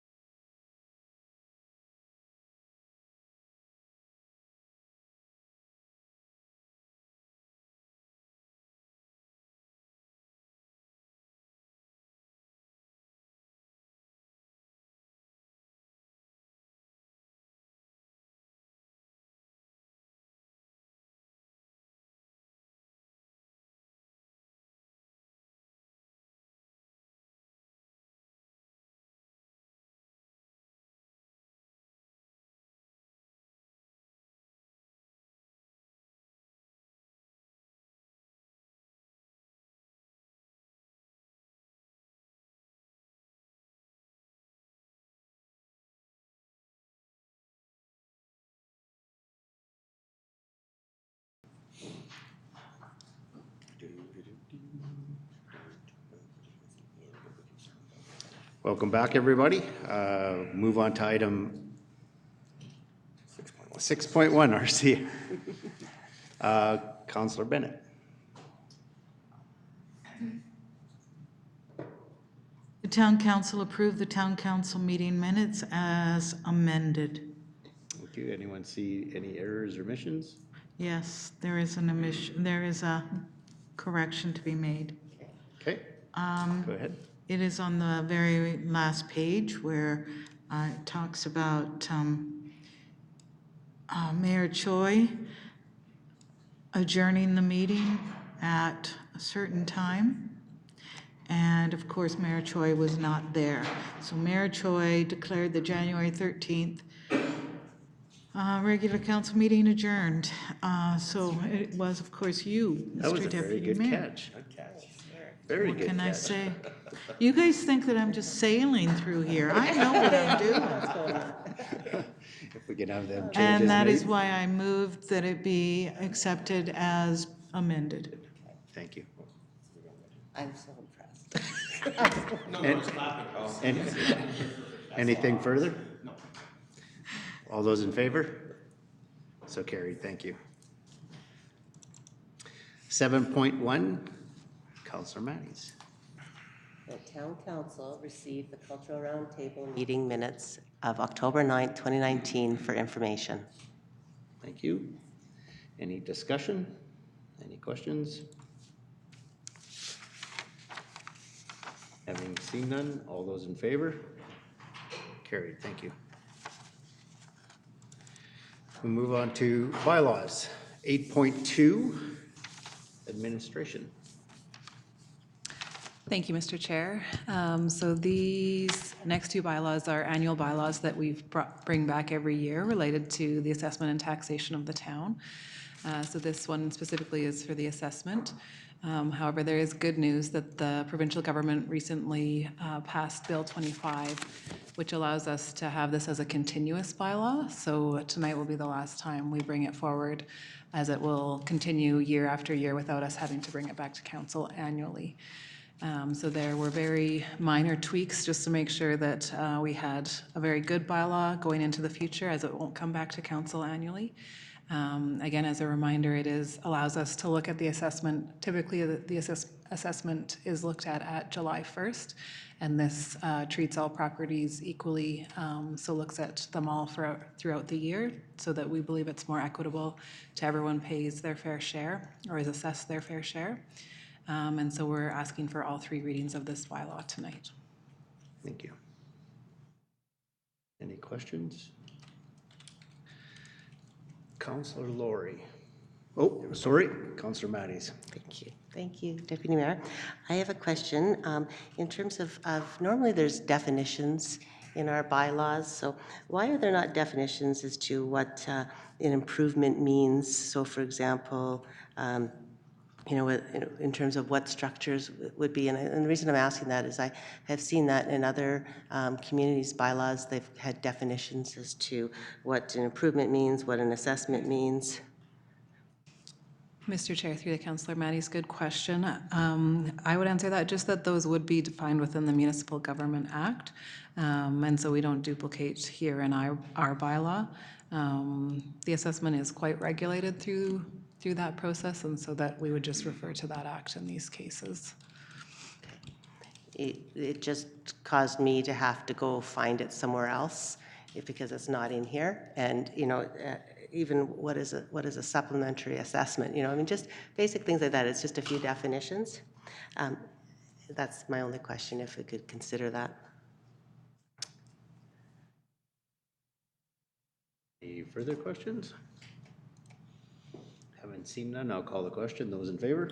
No motion yet. Oh, did I miss that? I did, so shame on me. Councillor Laurie. Thank you very much, Deputy Mayor. I'll move the town council give first reading to supplementary assessment bylaw 2629/AS/20, a bylaw to authorize the supplementary assessment of all improvements within the town of Stony Plain. Thank you. Any further questions? Having seen none, all in favor? So carried. Thank you.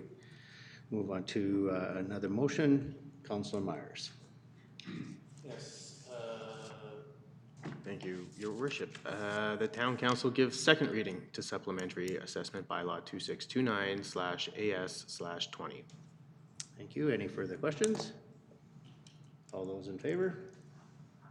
So carried. Thank you. And doing third reading, we must have unanimous consent for a third reading. Councillor Loy.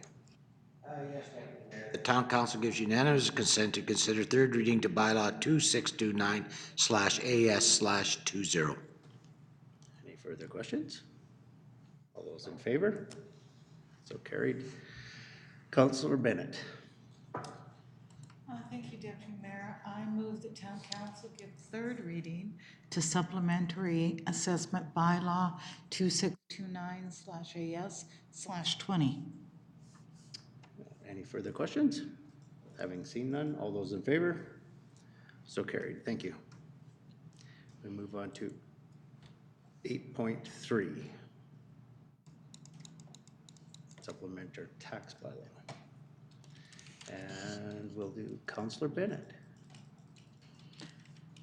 I move that Town Council give first reading to Supplementary Tax Bylaw 2630/tax/20, a bylaw to authorize a supplementary tax rate for all improvements within the town of Stony Plain.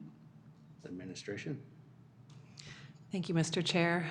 So again, this is just the tax side. After the assessment is set, this bylaw then authorizes us to use the tax rate set for the supplementary assessment as well as all the regular assessment.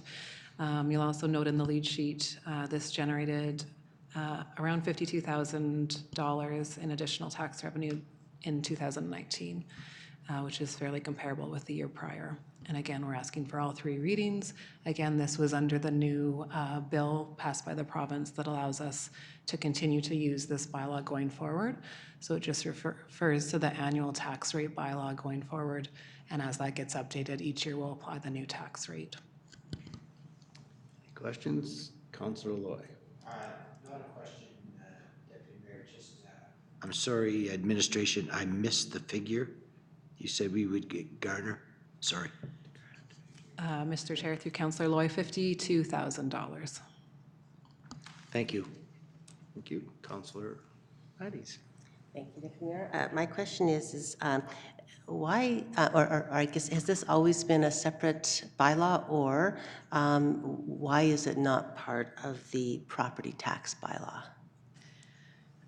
Mr. Chair, through to Councillor Matties, I believe it's been a separate bylaw for the town for a number of years. Council does have the option not to pass supplementary tax assessments.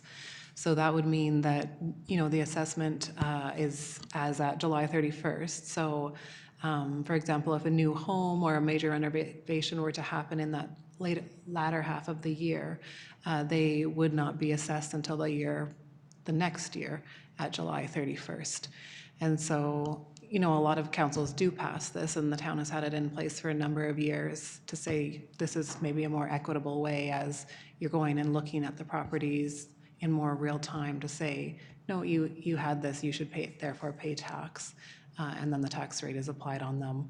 And they're structured like this just to meet MGA requirements. If I just could follow up, my question is more on the lines of why wouldn't it be part of the larger property tax bylaw, so it being a component of it as opposed to a separate bylaw? Just requirement under MGA to separately identify and a bit of history of that's how it's always been structured as well.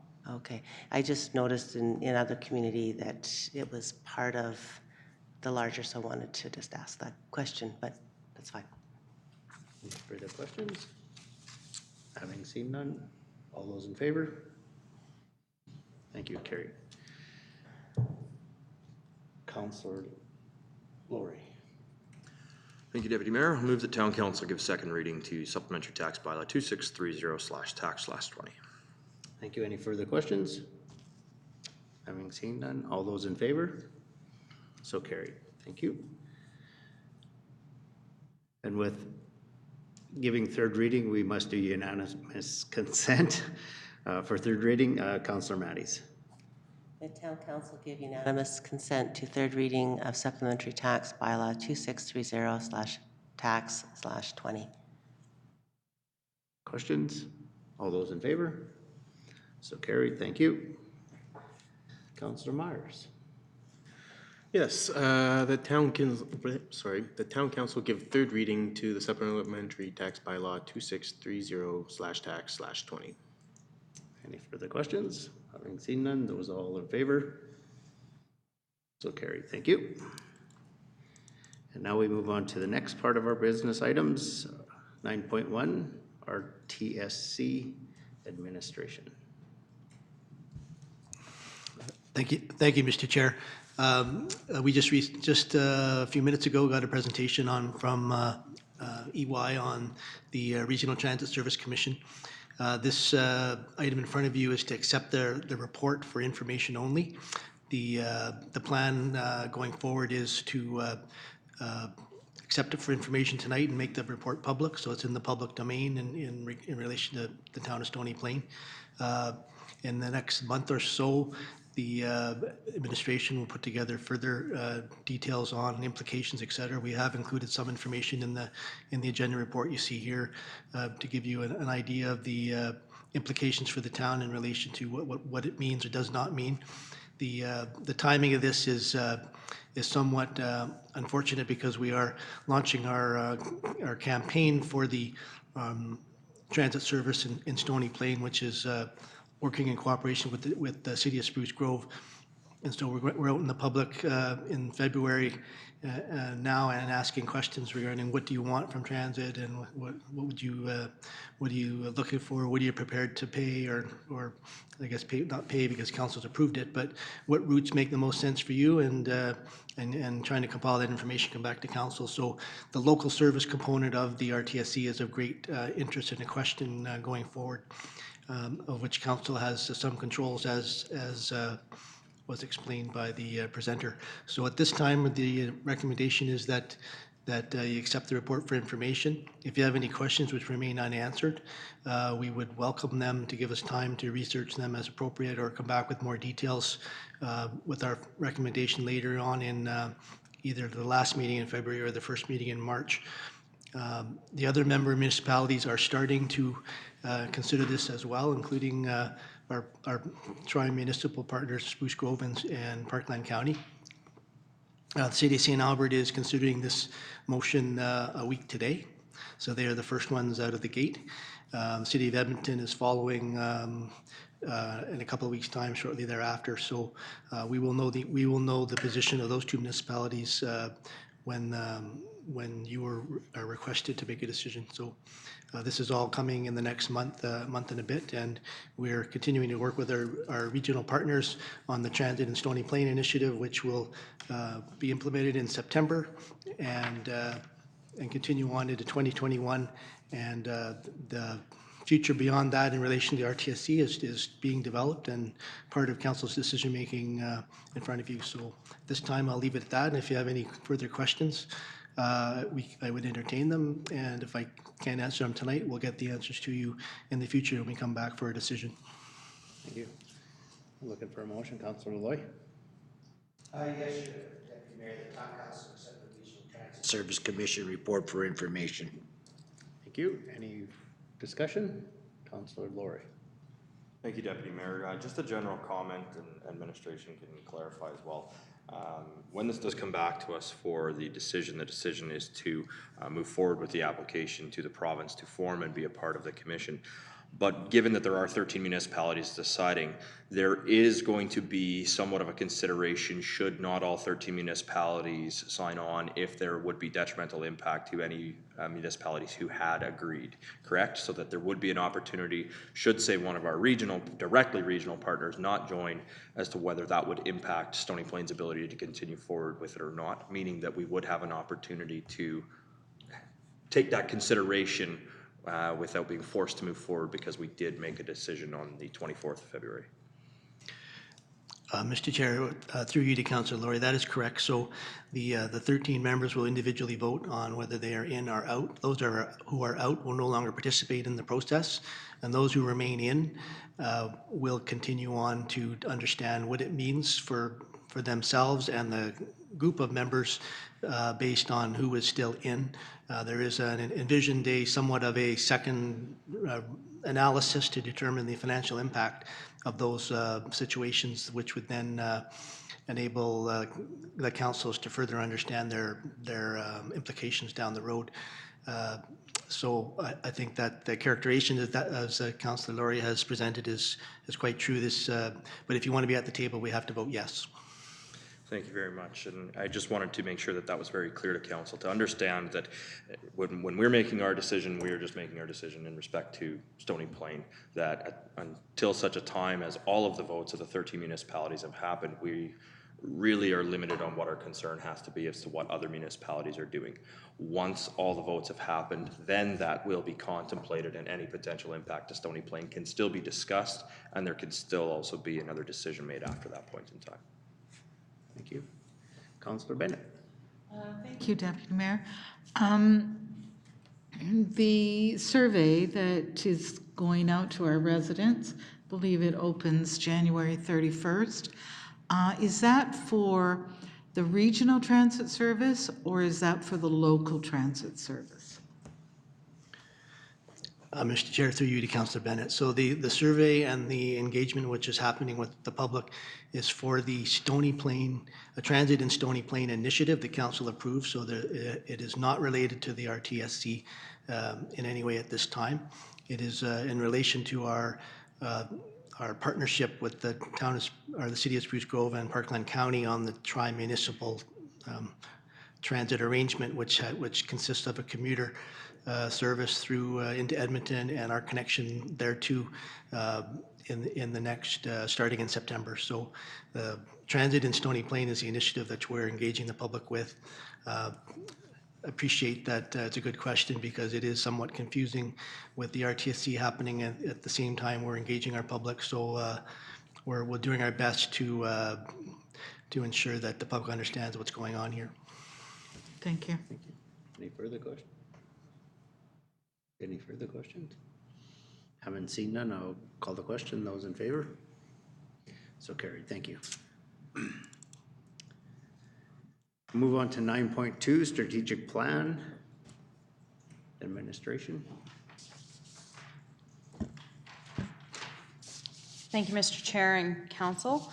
Provided for your review and consideration tonight is a report on our strategic plan and corporate plan initiative summaries for the fourth quarter of 2019. So just a note that, of course, as we move into the first quarter of 2020, some of these initiatives and updates will be addressed as we review the strategic plan with council and as well as update our corporate plan initiatives moving into 2020 as well. So I'm just going to highlight a couple of areas within the strategic plan that were specifically addressed during the fourth quarter. So starting with our governance and partnerships theme, this section speaks to how we engage the community, utilize integrated decision-making, and align community priorities. The following initiatives were advanced in the fourth quarter of 2019. Specifically, the partnership work on Old Town South to prepare the site for construction of the Stony Plain Central School wrapped up with the arrival of winter. The site work will begin again in the spring, and we continue to work closely with Alberta Infrastructure and Parkland School Division on this important facility upgrade. Moving into community public participation components, we had several public participation opportunities that took place, including the Municipal Development Plan Open House, our board and committee appointments by council, and public input surveys for both the cemetery as well as the active transportation master plan update. Under the economic opportunity theme, this section focuses on how we utilize local economic development to create fiscal sustainability, balance commercial and residential growth, and generate employment and enhance community sustainability. Our commitment to this area is demonstrated through some of the following activities in the fourth quarter. The town, of course, presented its annual Ambassador of Action Business Award to the long-serving downtown business, Pet Foods, etc. We also completed a review of the business license bylaw fees related to cannabis enterprises. That was completed with council's approval regarding the recommendation of those changes. And finally, administration met with business owners to debrief on the downtown redevelopment construction at the end of this past year. And this was an important part of our ongoing commitment to communication with downtown business owners to minimize the construction impact and address any issues where possible.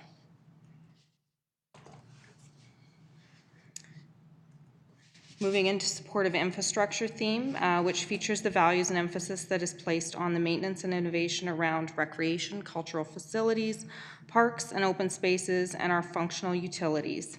Our impacts and efforts in this section resulted in the following. An update, as I mentioned, of our trails, which is now transitioned into a new name called Active Transportation Master Plan, which is underway with a public survey that was noted above, and council and the public can anticipate seeing the plan before the end of the first quarter in 2020. We installed digital signs, both at the entrance to Heritage Park, as well as the Rotary Park, and we're in the process of now, administration is now adding messaging about upcoming events and programming for both those signs, as well as the Chamber of Commerce is going to be partnering to host business advertising on the Rotary Park digital signs.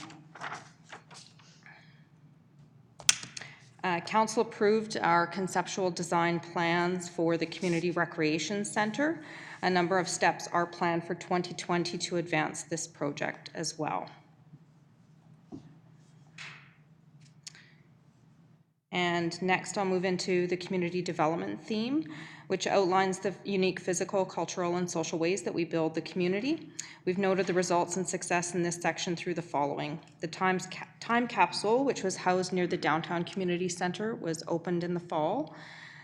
We also presented the town's Creative Excellence Award. I believe this was our second annual presentation of that award, and we presented that to Dogrunk Creek Music, who is one of our local music promoters in the community. And council received a presentation on the work that has been completed on our pedestrian crossings, to review our pedestrian crossings throughout the community, and as well as presented with an implementation plan that is underway to address the identified upgrades.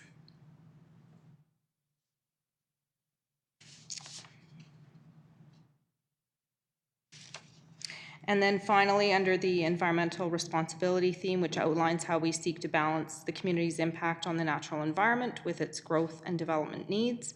Our key actions in this area, primarily I would just speak to the Just Don't Trash It campaign, which continues to be updated and enhanced to address the changes that we've experienced with regards to our recycling and waste programs in 2019. We've done a number of social media campaigns as well as education videos to continue to inform the public of the changes and how they can participate in providing good recycling systems support through residences. So moving into the corporate plan, I've identified a number of our strategic initiatives that council approved with our last 2019 to 2021 corporate plan and an update on those. So I'll try to move through those fairly quickly. I believe council recalls that the Old Town Community Plan was presented for approval or acceptance in Q3 of 2019. So that project is complete and we're moving into implementation now. The review and identification of cost savings, which a report was provided early in 2019, and that work continues through administration and fed into our corporate plan that was just presented late this year to council. Our fire department master plan renewal, which was completed in 2019 and just presented to council for consideration and information in Q1 or earlier in January of this year. The update of our municipal development plan is underway right now, and I believe it is anticipated to be received to council for presentation later in this quarter, and possibly moving into early Q2, depending on the scheduling, but we're very close to the completion of those updates. The downtown library expansion, as everyone can witness, is continuing to get higher and more impressive in our Main Street. And we're looking forward to the anticipated relocation of our library later this year, hopefully before the end of the year. We'll have a celebration on Main Street for that. The downtown redevelopment phase 3, which I spoke about a little earlier, is wrapped up for the current construction season, and we're going to be moving into phase 4 in the spring of 2020 with some outstanding work still to be completed for phase 3, but we'll be advancing into phase 4 as well to carry on that work, and continued marketing efforts and coordination with our downtown businesses for this year as well to try and enhance visitors and businesses to continue to stay as vibrant as possible during this process. The signage strategy implementation I've already spoken about. Heritage Park and Rotary Park digital signs were installed, and we'll be moving into installation of some facility signs in 2020, so a little less exciting, but nonetheless important to continue that rebranding and updating of the signage throughout the community. South Park Drive extension, that process is currently in the final stages with administration, and a presentation is being prepared for council in Q2, and you'll see kind of the next steps for the possible extension of South Park Drive will be presented to you for further consideration at that point. We've already spoken about the Community Recreation Centre and the Cultural Centre feasibility study. The conceptual plan was presented to Council and approved at the end of 2019, and you just received the Cultural Centre feasibility study report earlier this month as well, and administration will be advancing both those projects for further consideration of Council throughout the course of 2020. The cemetery project, which is under a public engagement process right now in preliminary design, and the construction is scheduled to be underway this year and next year of that new facility in our community. The Stony Plain Central School as well, we've spoken about that already. We're going to be finishing up the servicing for the entrance to the parcel of land for that in Old Town South, and then it will transition into a construction site for the upgrade of Stony Plain Central School, and we'll continue to work with our partners at the province and Parkland School Division on that project probably over the next couple of years. Mayor's Task Force on Community Development Citizenship was completed mid-year in 2019, and at this point in time I don't have anything new to report on that item, but I just noted it as complete. And the final item within the corporate plan is our municipal development standards update, which I believe is in the final stages of completion and should be being implemented here very shortly. So. Those are my updates and information for council, and I'd be happy to answer any questions or the other general managers if there's something specific to their area as well. So thank you very much, Mr. Chair. Thank you, administration, for that report. It's always exciting to hear what we're doing within our community and to see that administration continues to move our great community forward. If I can have a motion from Councillor Bennett. Yes, thank you, Mr. Deputy Mayor. I move that Town Council accept the strategic plan and corporate plan Q4 2019 report for information. Thank you. Any questions from council? Councillor Bennett. Thank you, Mr. Mayor. I'm going to refer to 3 pages. I have some questions. The first page is page 465. And I noticed on there that it is referred to as the Builders and Developers Forum. I hadn't heard that term before. It was always called the Builders and Developers Reception.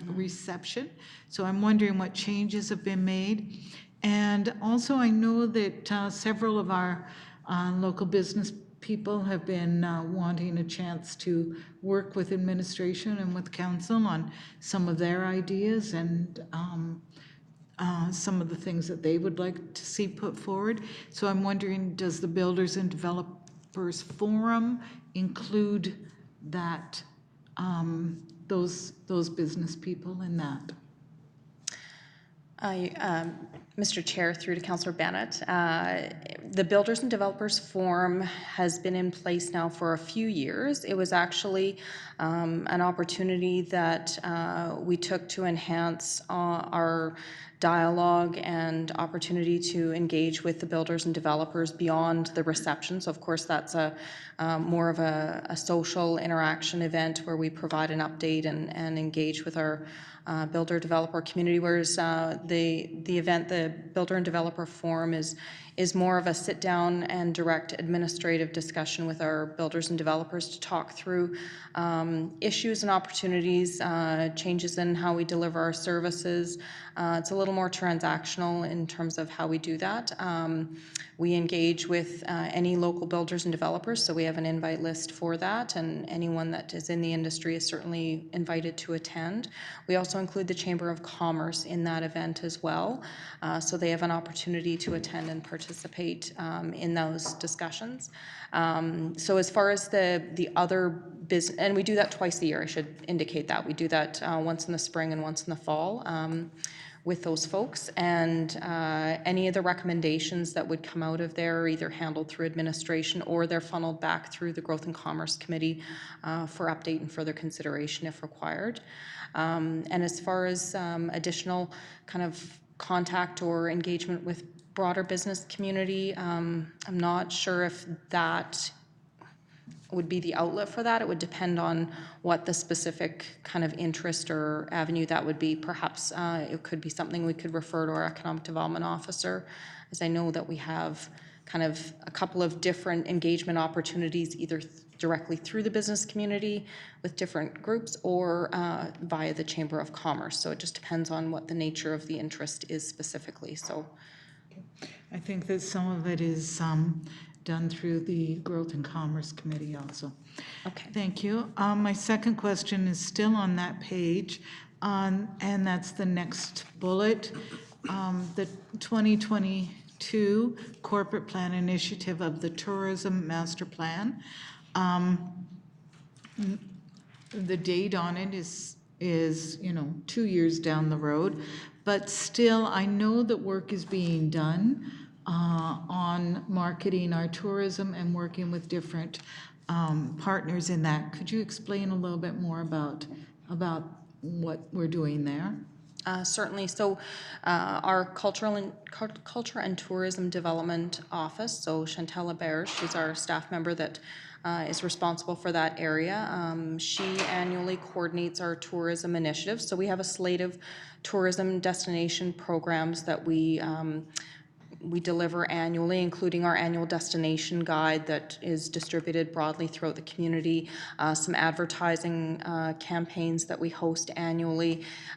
We would include within that our contract through the Chamber of Commerce, who hosts our Visitor Information Center. And then there are a number of partnerships through events and things like that that we coordinate through that. And those are all delivered as part of our operational programming within that area. There is no guiding direction in terms of different ways that we want to enhance or alter our programs and services.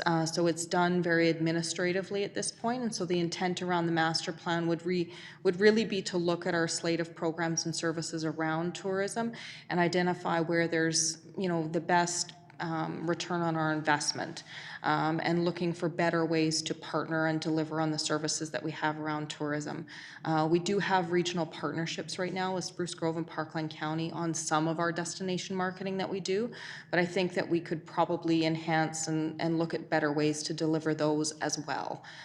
So the intent on the plan is really to take a better look at that slate of services that we offer and do a better job of stepping back and looking at how we plan and invest in those.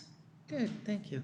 And then my last question, Mr. Deputy Mayor, is on page 473. And I just have to get there so I remember what I was going to ask. Yeah, that's the environmental responsibility. And I'm referring to the ICC waste harmonization study. So that has been completed, and it's under review from our administration. Do we have any timeline as to when that will be presented? I think I'm going to refer to the General Manager, Planning and Infrastructure. He seems to be leaning in here, so. Mr. Chair, through you to Councillor Bennett. The waste harmonization study was completed a while ago in 2019, and the three CAOs were considering next steps and how to implement that strategy. So it is sitting right now with the, I guess, the ICC CAO coordination realm to understand next steps and where the recommendation might come forward in relation to working together in the region. I suspect some of this service provision will come up with the regional plan, which is underway, so that might be the impetus to, I guess, land a plane on next steps. Okay, thank you. Thank you. Any further questions? Councillor Myers. Thank you. I just reference, this is a pretty light one, 480. Yes, just in support of infrastructure, while I agree that preparing for transit system would be supportive infrastructure, I'm just kind of curious how this one wound up under complete streets and the signage sort of, the point, sorry, I should have highlighted the point. It says, this includes preparation for a transit system that will improve physical connectivity within our community.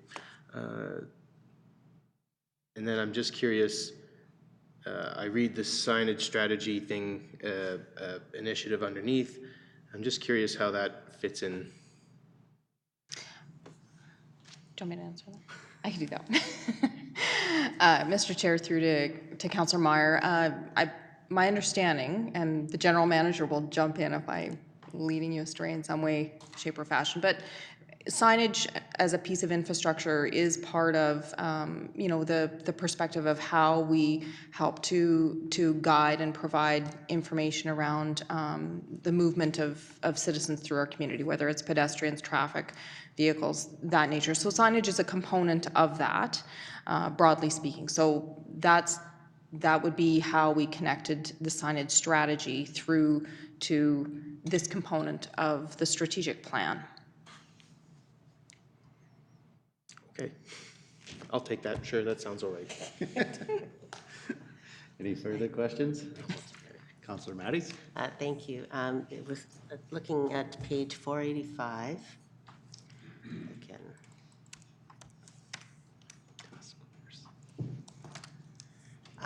With regards to the Mayor's Task Force on Community and Citizen Development, it refers to the Neighbours' Day celebration and a report being presented to Council. But FCSS has brought forward the Community Champions Program, and I'm wondering, are we supporting that program through, for example, the Dementia Innovation Program and also the Seniors Connect Program? What support is the town providing maybe on those initiatives, and should that be incorporated in here? Mr. Chair, through to Councillor Matties, I'm not as familiar with the specifics of those projects that the FCSS is delivering on, and I'm just kind of looking if any of the general managers might be familiar with our level of support on those. But we can certainly follow up and get the answer for you with regards to those as to kind of what our role and partnership on those might be. Great, thank you. Any further questions? I ain't seen none. I'll call the question. All those in favor? So carried. Thank you. Move on to 9.3, Council Remuneration Committee. Administration, go ahead.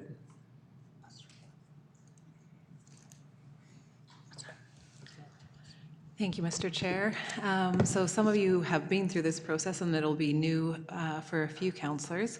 But the Council Compensation and Expense Policy directs that a public committee be struck in the third year of the four-year council term, and that is this year. So we're starting off this process with terms of reference in front of you tonight.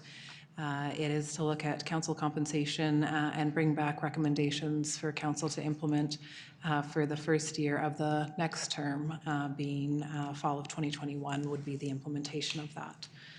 So you see the terms of reference in front of you tonight. There was a few new things added to the terms of reference this year. One being that we would be allowed to use a consultant to help guide the committee. They would be used similar in the way that we use it for our staff compensation reviews, in that help us surveying like municipalities and providing advice and guidance to the committee, so that they bring back really good recommendations for your consideration. The other thing that we added to the terms of reference was the MGA has added ability for councils to look at parental leaves. And so we've asked the committee to comment on that directly to you, so that we know how to deal with that going forward on sort of the public's perception of that, and allows us to deal with that, which we haven't dealt with yet. So you can see a timeline proposed within the lead sheet that we're hoping to finalize terms of reference. We would then begin recruitment of the public members. So it's proposed that there would be 5 members on the committee, and that would be brought back to council to approve those 5 committee members in March. And then the committee would go and do their work, bringing back recommendations in sort of early fall, August, September timelines. So I will sit as a just resource to the committee, not no input or voting rights within the committee, but just making sure that they're supported, that they understand how it comes back to council, that they're you know, using proper formats, so that sort of just runs smoothly between the committee and council. And you can see sort of within the terms of reference what they're to look at. I really look at the policy, and that would be my guiding document to them, to say, look at all things within that policy and gather data on that to compare and then make recommendations. So that would include all the allowances, the honorariums, the reimbursement for education, really anything that council is entitled to. So looking at all those things and bringing back the recommendations on that. I think I'll leave it at that, but I can answer any questions that council may have. Thank you, administration. Looking for a motion, Councillor Matties. The town council approved the council remuneration committee terms of reference as presented. Thank you. Any questions from council? Councillor Matties. Thank you. I'd like to actually bring forward a motion to ask administration to review the terms of reference and to update them. So that's the motion. And I'll just explain my reasoning behind that.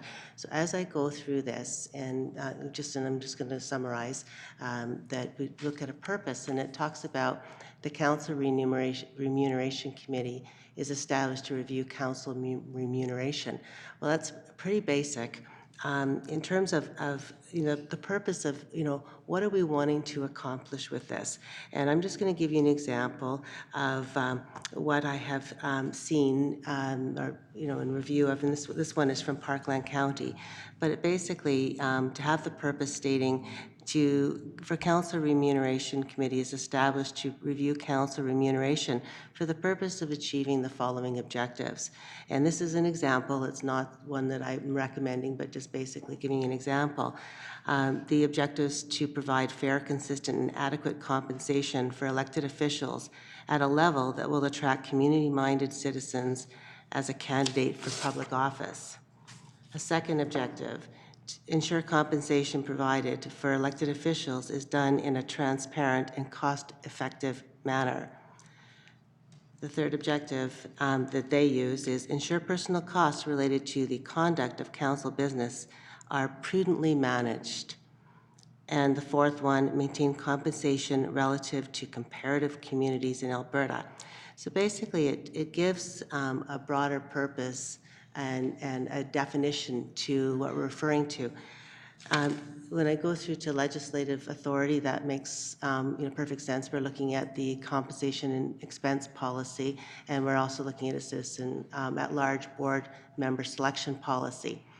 Then when we go to duties and responsibilities under council, so this is 3-1 on page 492, The first bullet is consider all recommendations brought forward to the committee. That's the council's responsibility.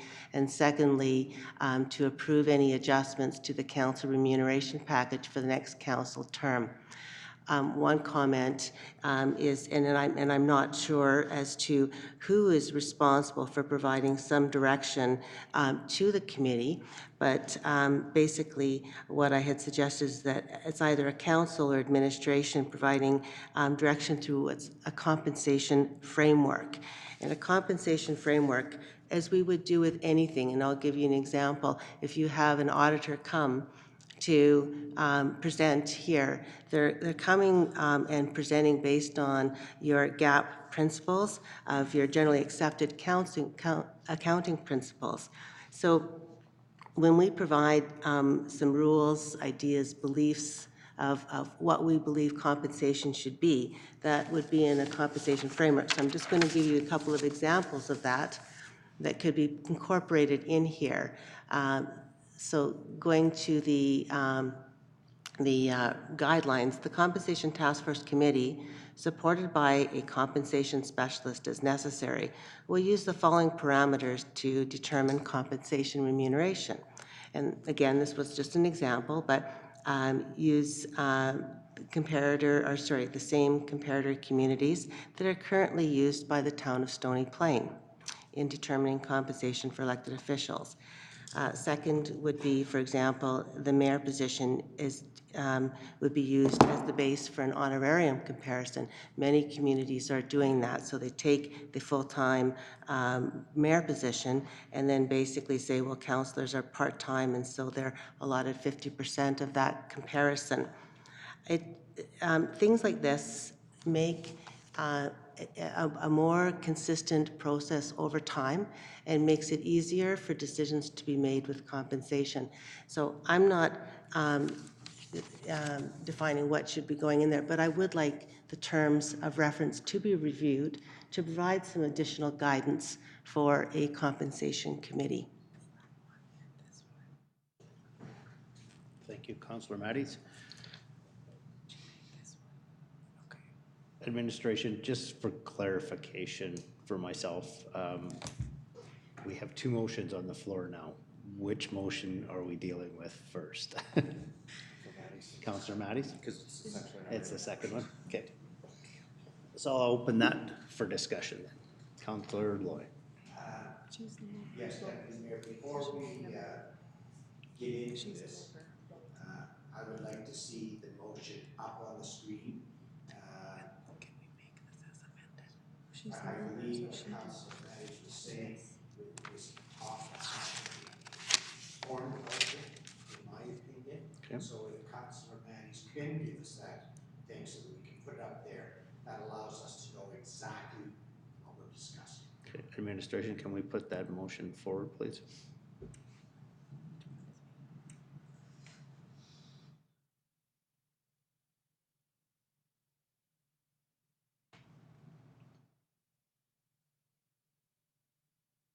Is that correct?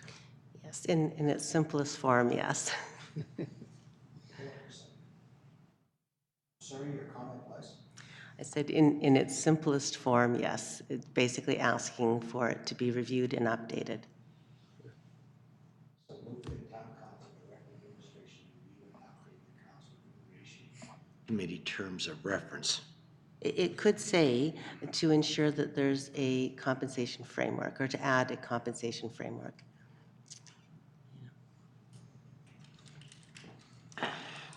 Or to provide direction through a compensation framework. If that's, then that's your motion? Yeah. Before then, Mr. Deputy Mayor, my question would be, how is that different from what we already have on the books? We do have an administration, I guess I would be directing this to administration. We already do have policy, if I could use that word, on the books that reviews and updates the council remuneration And because I've gone through it twice. Oh. So I'm bewildered here. I'll take another question from Councilor Laurie. Thank you, Deputy Mayor. As I look at this motion and I look at the original motion was for us to approve terms of reference as presented. The motion in front of us is directing administration to review and update the terms of reference, but that's what administration has already done. They have reviewed and updated the terms of reference, and they're presenting them before us this evening for approval. Therefore, if there is something in there that Councillor Matties does not like, and something in there that Councillor Matties would like to see, I would suggest the proper process would be a motion to amend with some specific items to which council would then vote on as to whether council agreed those should or should not be included in the terms of reference. As for this motion, I don't see any way that I could support it in the way it's written because administration has already done that task. Okay. Oh, okay. Thank you for helping me. Okay. Can I modify that according to what he's? Yes. Okay. Thank you, Deputy Mayor. So I am asking that the terms of reference be amended to include a more defined compensation framework. So in terms of that, what I'm asking for is objectives, including principles and guidelines for the compensation committee. So move that town council direct administration to amend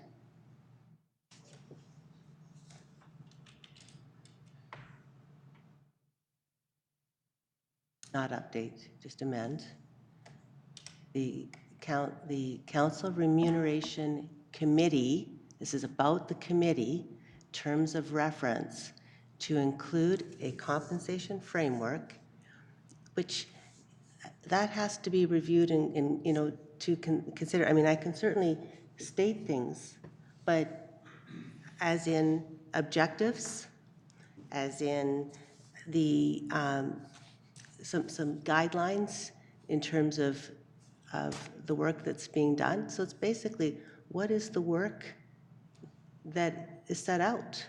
It's not clear. Point of order here, Deputy Mayor. Councilor Matties, with all due respect, is speaking to her motion. Sorry. I think what we should have is the motion here.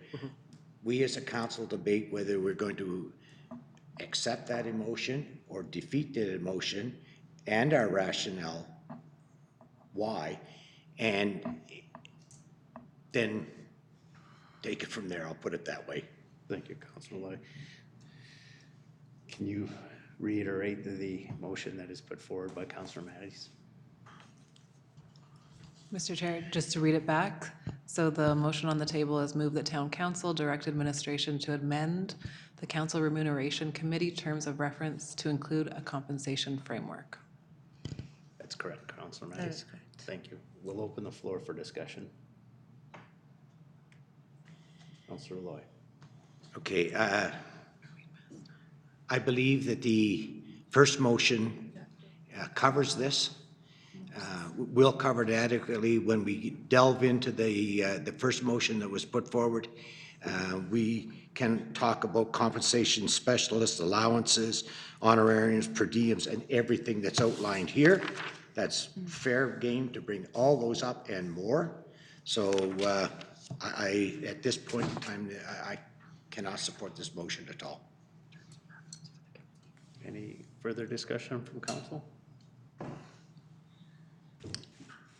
Sorry, Councilor Bennett. I guess my question is, if you have a motion like this that includes a term, compensation framework, and we're asking administration to develop that, does administration understand what that is? Is that an official statement that's in other communities' motions? We could ask administration to do a lot of things, but if they don't understand exactly what it is that is being asked, then I don't see the point of this. Although, if you include all of the things that you have just said, the objectives, the purpose, all of that, then you're going to weight that motion so much that it'll confuse it even more. So I guess administration, I need to hear from you as to, do you understand what is being asked of you in this motion? Mr. Chair, through to Councillor Bennett, I guess for me, it's a little bit wide open. I think as administration, we'd appreciate more direct guidance. Because it is your compensation, and so if there's things you specifically think that the committee will not report back on, or that you want them to report back on, then we can clearly add that to the terms of reference. So that's why we added something like the parental leave. And I would expect that they'll start with the policy and how you are compensated, gather the comparative data on that, and report that back. So if there's other things we want them to comment on directly, I think the more specific, it's helpful to administration as well as the community or the committee of things that may have been missed. Councillor Myers. Thank you, Deputy. I think I've been calling you worship all night, but It's all right. but now I heard, no, anyhow. To Councillor Judy's point, the word compensation framework. Now, I just heard admin say it is a little wide open. The way I'm reading it, it makes me worry that we are,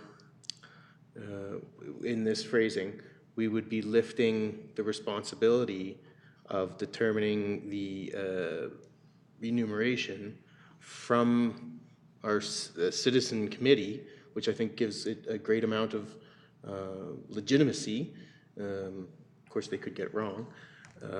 But the way I read this is we're lifting that responsibility and giving it to administration. Is that sort of what we're doing? No. Is this, well, I'm sorry, I guess I'd be asking Councillor Matthews for sort of clarification on that. If that was what her intention would be. No, it would be like giving a auditor the guidelines through, for example, they work through the GAP, or the Generally Accepted Accounting Principles, so they have to stay within some guidelines, some parameters in the work that they're doing to ensure there's consistent results, so that when we compare community to community, you're able to identify what the results that were achieved, and you're able to evaluate based on the parameters that have been provided. So in this case, we're looking at a couple of things. So for example, if we offered objectives, so what are we trying to accomplish through the compensation process? Like what's important to this community? So for example, provide fair, consistent, and adequate compensation for elected officials at a level that will attract community-minded citizens as a candidate for public office, or ensure compensation provided for elected officials is done in a transparent and cost-effective manner. You know, I mean, it's just basically providing some guidance in terms of overall objectives. What are we trying to accomplish? But then also the framework provides some guidelines on how we do our work. It's like a job description. And so it's like if we hired somebody and we said, well, just go do your job. We're not going to give you any, parameters. And there are some parameters already in here. It's just, I'm just asking to, basically add a few additional things in terms of objectives, and probably a couple of other directions, so that they will have consistent results. Still have to do the job, still have to do evaluation, but it gives some parameters to work within. Councillor Laurie. Thank you, Deputy Mayor. I think what may have been a little bit amiss is that included in this package probably should have been our current council compensation and expenses policy, because some of these items are reflected within that policy, which is the mandate of this committee to then their review. Things like when we look at ensure personal costs related, or sorry, there was the clarity one here. Ensure compensation provided to elected officials is done in a transparent and cost-effective manner.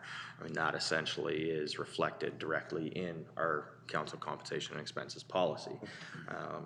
So I think there's a little bit of a disconnect here, but ultimately, you know, as I look at this, you know, the direction that's being given here is just, it's too vague. I would suggest to Councillor Matties, if there is a specific item or items that Councillor Matties would like to see in this policy, that she word her motion to that directly and then allow council to debate and vote that. I can't support a motion that does not give administration clear direction. Okay, so then if we could amend that. Yes. Councillor Loy. Thank you, Deputy Mayor. I believe what Councillor Laurie has alluded to can come out in the very first motion that's before us. And I say that through experience. I've gone through two. We've got 3 people on this council now who have experienced. 2 have gone through the committee thing, 1 who's been formed part of the committee. It's unfortunate 3 others have not had that experience in any way, shape, manner, or form. And I believe that once they go through or see the process, how it involves, almost all of these things are covered off when we sit down as individuals and speak freely to the compensation committee. Give you an example, allocated 50%. Well, that's the committee's job to determine what kind of workload we do. They may come along and say, you're working 75%. So in all fairness, I think, like I cannot support this motion. I'd like it to go, if we go back to the first motion, these things will be covered. I'm sure. Thank you. So I'm hearing that the motion that's on here is very similar to what our first motion is, Councillor Matties. And I'm reading very much what is there in the first motion as well. I think what we're missing is, yeah, it's you're talking reference and everything, remuneration. So we're talking pretty much the same verbiage up there. What I'm hearing from you though is you want more specific. So you need to bring the motion forward that specifies exactly what it is that you are looking for, that we can then have the discussion about. Because seeing what is up there today really references very closely to what I believe is in the first motion. So I tend to think like what I've heard from the comments that are councillors here, and that you know, you have some very good ideas that we see on another piece of paper, but those need to be iterated up onto the screen that are very specific, so that when we talk about the terms of reference, they're specific to it. And I'm wondering if the terms of our council package is something that is missing, that we really do need here for tonight, that would help to outlay what is there. Mr. Chair, that maybe the other suggestion I could have is Councillor Matties did distribute a purpose statement, and so if council were comfortable, maybe that is something we could insert into the terms of reference if council's in agreement that, and could debate that. Are these the, do you want to expand, spell out exactly what the purpose that you want the committee to be thinking about as they come back with the recommendations? So is that something that you want to make a new motion under, and we'll? That would be a good start. Okay. So I don't think there's any further debate on this portion of the motion that's there. So did you want to withdraw this motion, or did you want us to? What are my options? Do I have the option to amend this, or do I? Yes, so I will, based on the feedback I've been provided, that I need to provide more specific references, it would be, most importantly, to have a purpose statement to include the objectives of what we're wanting to achieve. It's very important to provide guidance in that area.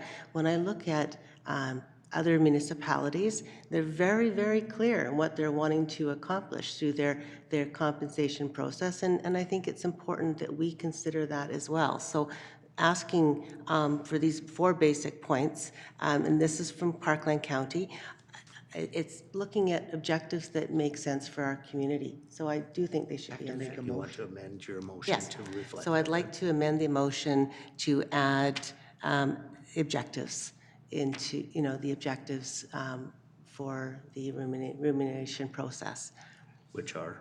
which are, good heavens, provide fair, consistent.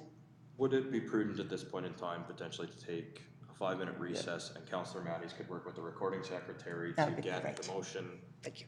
formulated and displayed on the screen, which then council can discuss, debate, and decide? So we'll take a 10-minute health break. Thank you. Okay.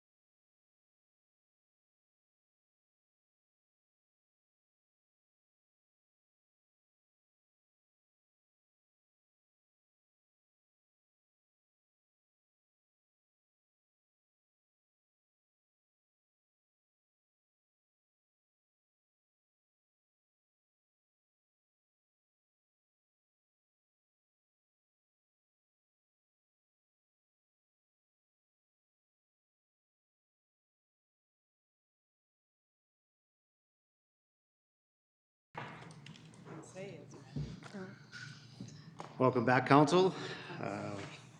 Councillor Matties. Okay, so We're not quite ready yet. they're not quite ready. Oh, Not quite ready? Okay, sorry, ladies. So if we're not, are we going to have a whole new motion? Yeah, Councillor Matty's motion is being amended. yeah, Councillor Yeah, Matties. okay, no, that's fine. Withdraw one and here's the second. Yeah, okay.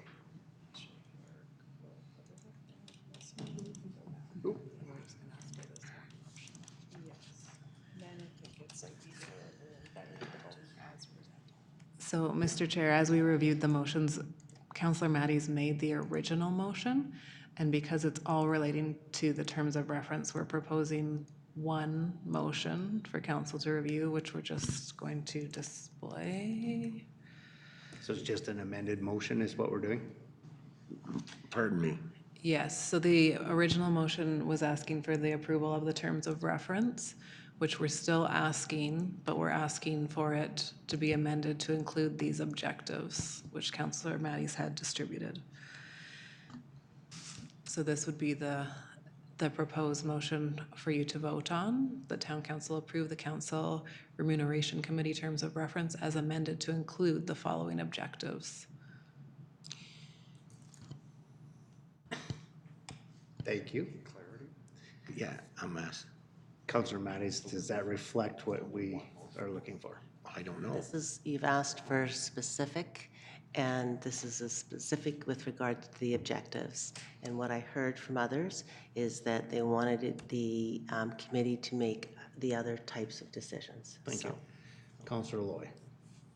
Just so I have clarity, are we speaking to the very first motion now? Or are we speaking to Councillor Matty's motion, which would be motion number 2? We're speaking to motion number 2, which is Councillor Matty's motion. Point of Miss- order, Your Worship. Yeah. I believe because Councillor Matty's made the original motion, Should, she cannot make a secondary amending motion. So she is amending her original motion to include this. And that would just be a rules of order or. Mr. Chair, that's correct. We can only have one motion on the floor, and because Councillor Matties was the mover, there's now one motion. okay, I'd like a couple seconds to read this, please.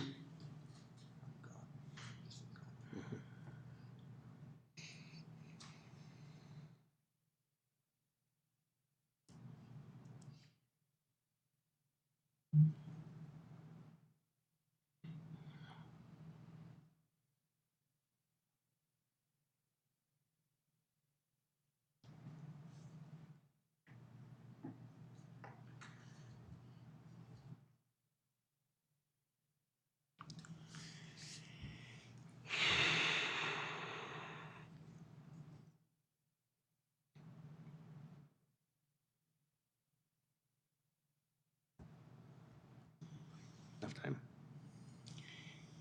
Yes, thank you. I'll wait to hear what others say first. Councillor Myers. Just, we're discussing now? Or, okay. To point number 4, maintain compensation relative to comparative municipalities in Alberta. I was wondering if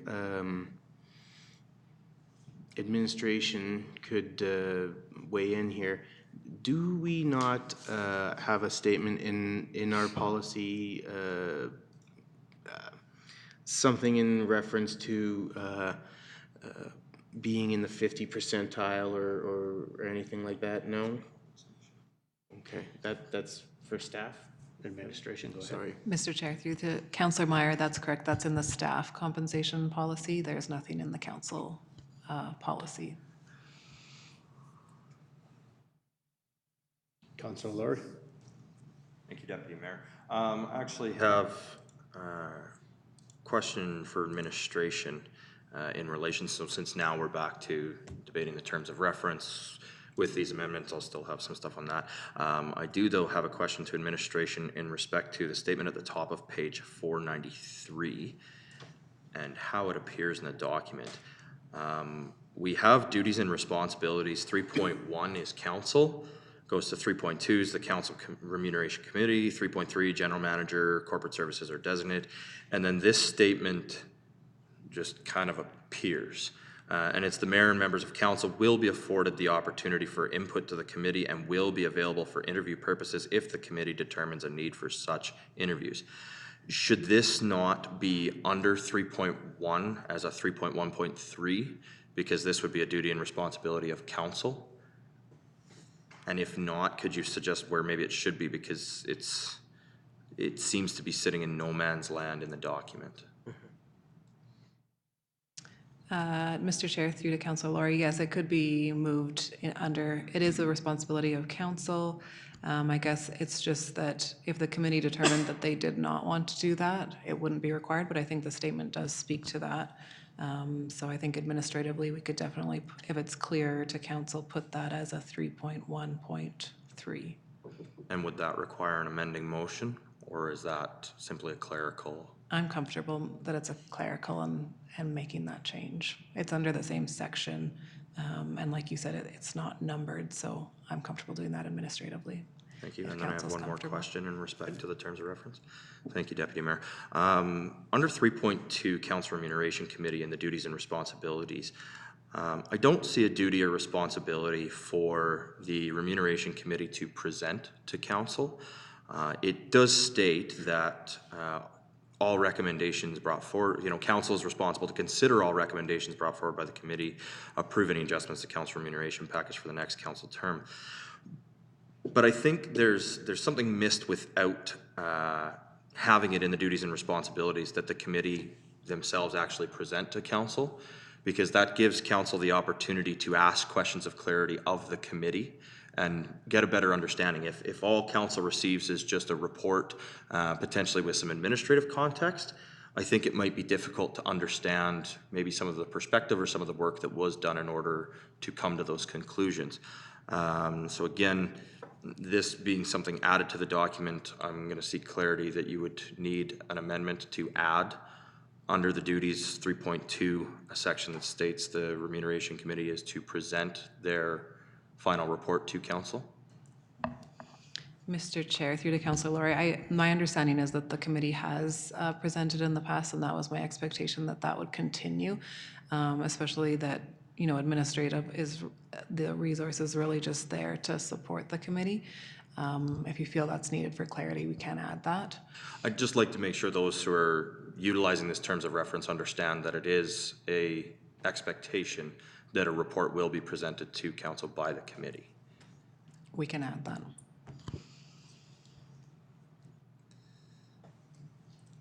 Without having that as a amended motion?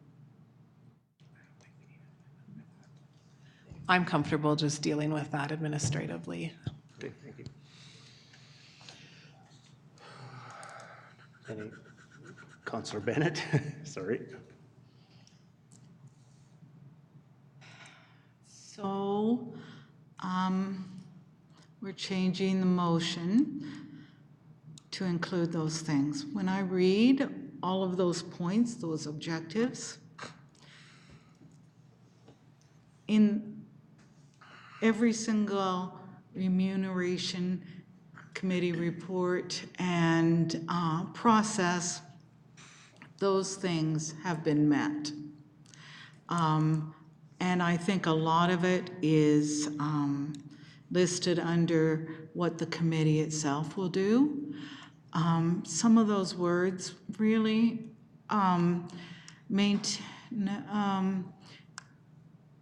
ensure that personal costs related to conducting council business are minimized. I don't know what that really means.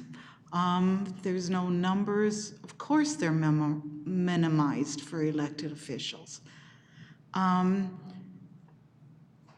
It's done in a transparent and cost-effective manner. Yes, it's always been that way. Provide fair, consistent, and adequate compensation for elected officials. What does that mean? Like, provide fair, consistent, and adequate compensation. How is that any different than everything that we've done for the last, since I've been on council? It's always been what somebody considers fair, consistent, and adequate compensation. Not necessarily everyone considers that, but those things are, I don't know, those are words that really don't have any meat in them. But if this will provide some comfort for my colleagues on council to have it written down and specified, then I can support it. But honestly, I don't see the need for it. Thank you, Councillor Bennett. Councillor Laurie. Thank you, Deputy Mayor. A question through to administration. So being that there is only one motion on the floor right now, and that is to approve the amended, would council need to put a second motion on the floor to remove the amendments in order to proceed with voting on the terms of reference as they were originally presented? Or if council defeats this motion, would a second motion then need to be put on the floor in order to accept as presented? So essentially, do we have to have a motion to amend to the original? Or can this be voted on, and if the result is that this is defeated, then we would re-motion or create a new motion to accept the original presentation? Mr. Chair, through to Councillor Laurie. So I guess there's two ways to get there. I think you end up in the same place if you could vote on this motion, and if it were defeated, we would ask for the original motion without the amendment to be voted on again. Or you could amend this motion to remove the amendment, if that makes sense. To me, you end up in the same place. We So really. Let's make this simple. Let's vote on the current The motion amendment. as amended. Unless there's no other discussion. And then we'll If there's no deal other with. discussion, then we'll vote on that. So any Am I further? good to speak? Yeah, just a second. Any further discussion on this? Councillor Matties, if you'd like to close. Thank you, Deputy Mayor. In terms of compensation, it doesn't matter, with whatever organization, whatever group of people you're looking for, or looking to provide compensation for. If we don't have a consistent process, and not to say that there isn't already a process in place, but it leaves a very broad ability for that committee to make decisions that can impact and change the compensation of council very, very quickly. So for example, and I mean, I have not been here for, 4 terms or 5 terms, so I have not seen the actual recommendations from each one. I have reviewed them, in the past, but the point is, when you have a process in place that provides consistent results over time. So when I'm looking at a individual in working in an organization, and you go through a compensation process, you're expecting that there is a process that you walk through and you get a consistent result. If we don't offer that to council, then, as happened the last time, we went from a council compensation policy or a compensation that ended up having, instead of a defined benefit plan, it became an RSP.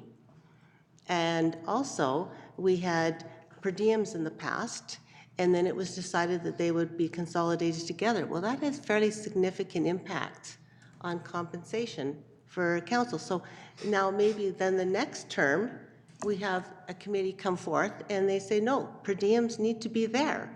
So, or we need to have a pension. And so the point I'm making is, if we do provide direction in terms of overall compensation, so that we do want to make sure that it is a fair, consistent process. It's not one that one term we've got one action and the next term we have another action. So consistent means we have a consistently applied process. also with regards to adequate compensation, if we do not have that consistent process, and that's why I referred to before with regards to having the mayor's salary compared over over the municipalities that are existing, the town of Stony Plain uses the same municipalities, so that we could look at the compensation for the mayor, and then from that, make a decision as to what the council compensation would be, whether that's 50% or part-time or whatever. But it gives you a consistent process to follow. The second point, with regards to ensure compensation provided to elected officials is done in a transparent and cost-effective manner. Well, transparent basically means that we'll have a situation where we know exactly what the process is to get to that result. Yes, you still have to go through a process and you still have to make decisions as a compensation committee, but you have that. The third one, with regards to personal costs related to conducting council business, I had worded in there that it was prudent, to be prudent in what we're using the our expenses for.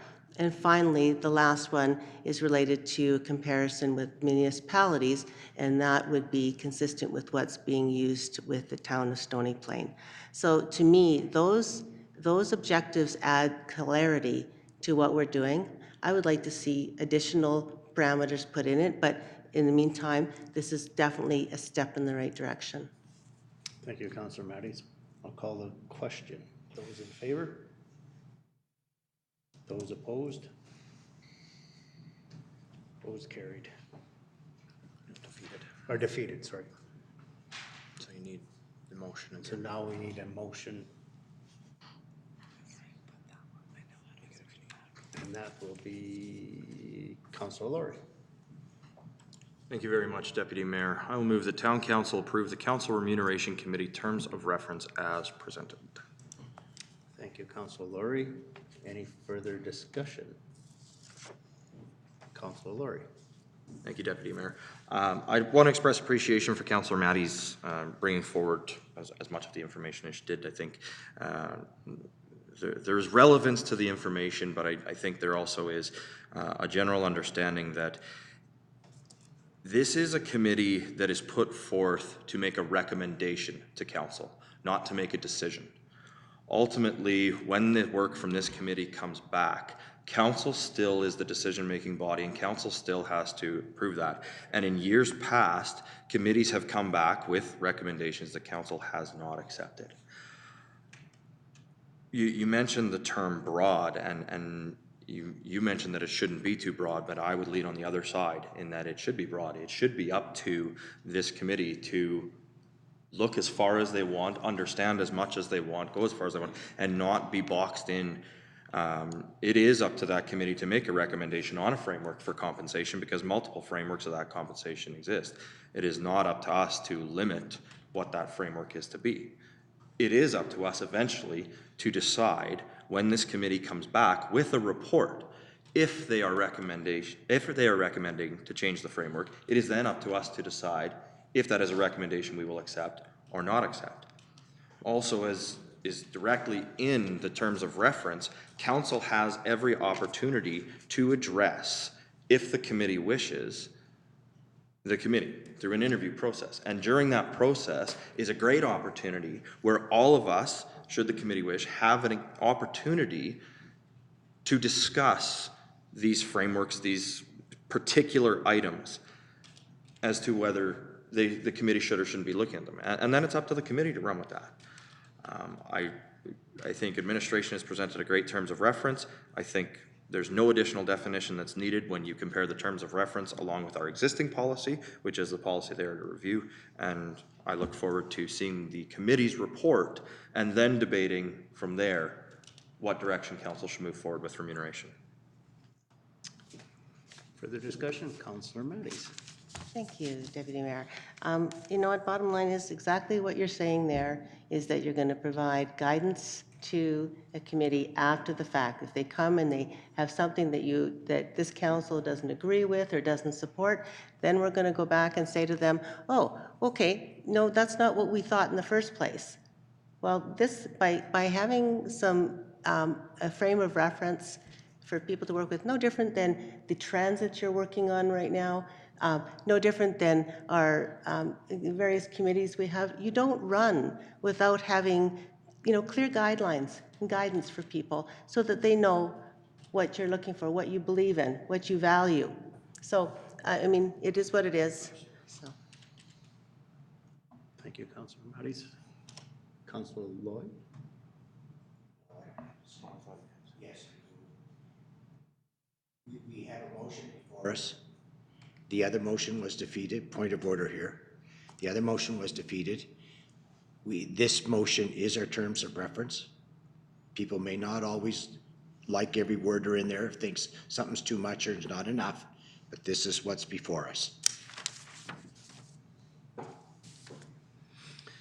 Thank you, Councilor Loy.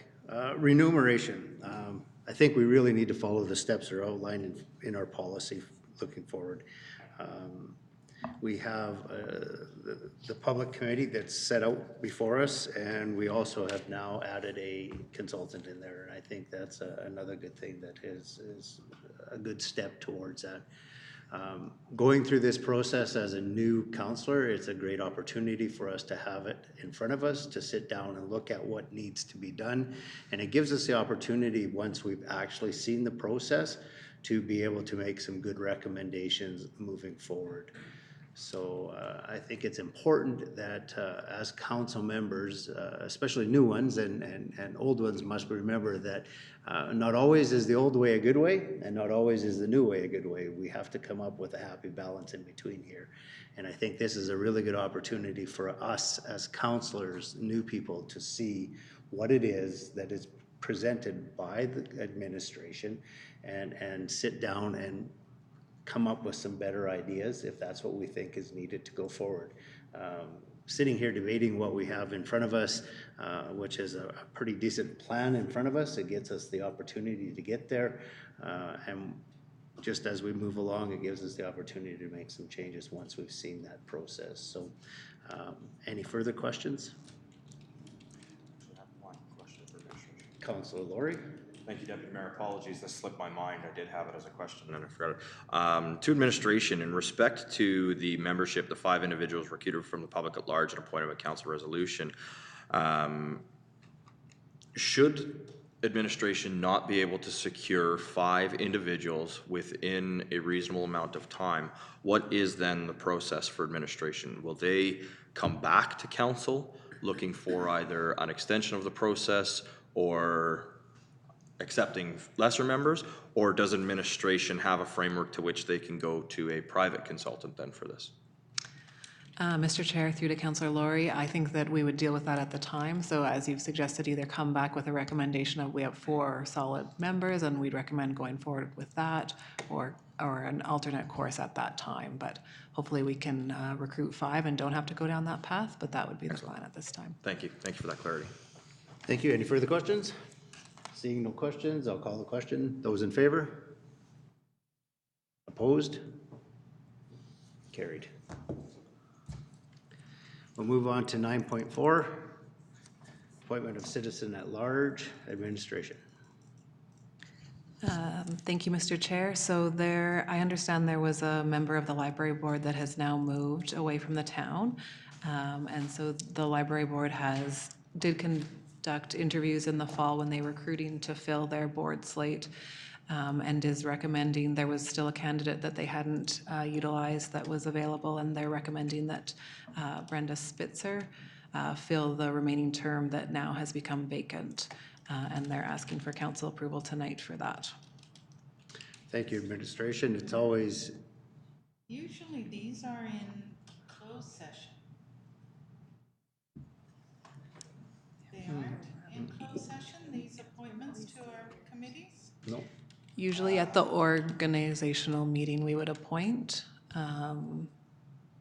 They should be in open session. Okay, sorry. Thank you. No problem, thank you.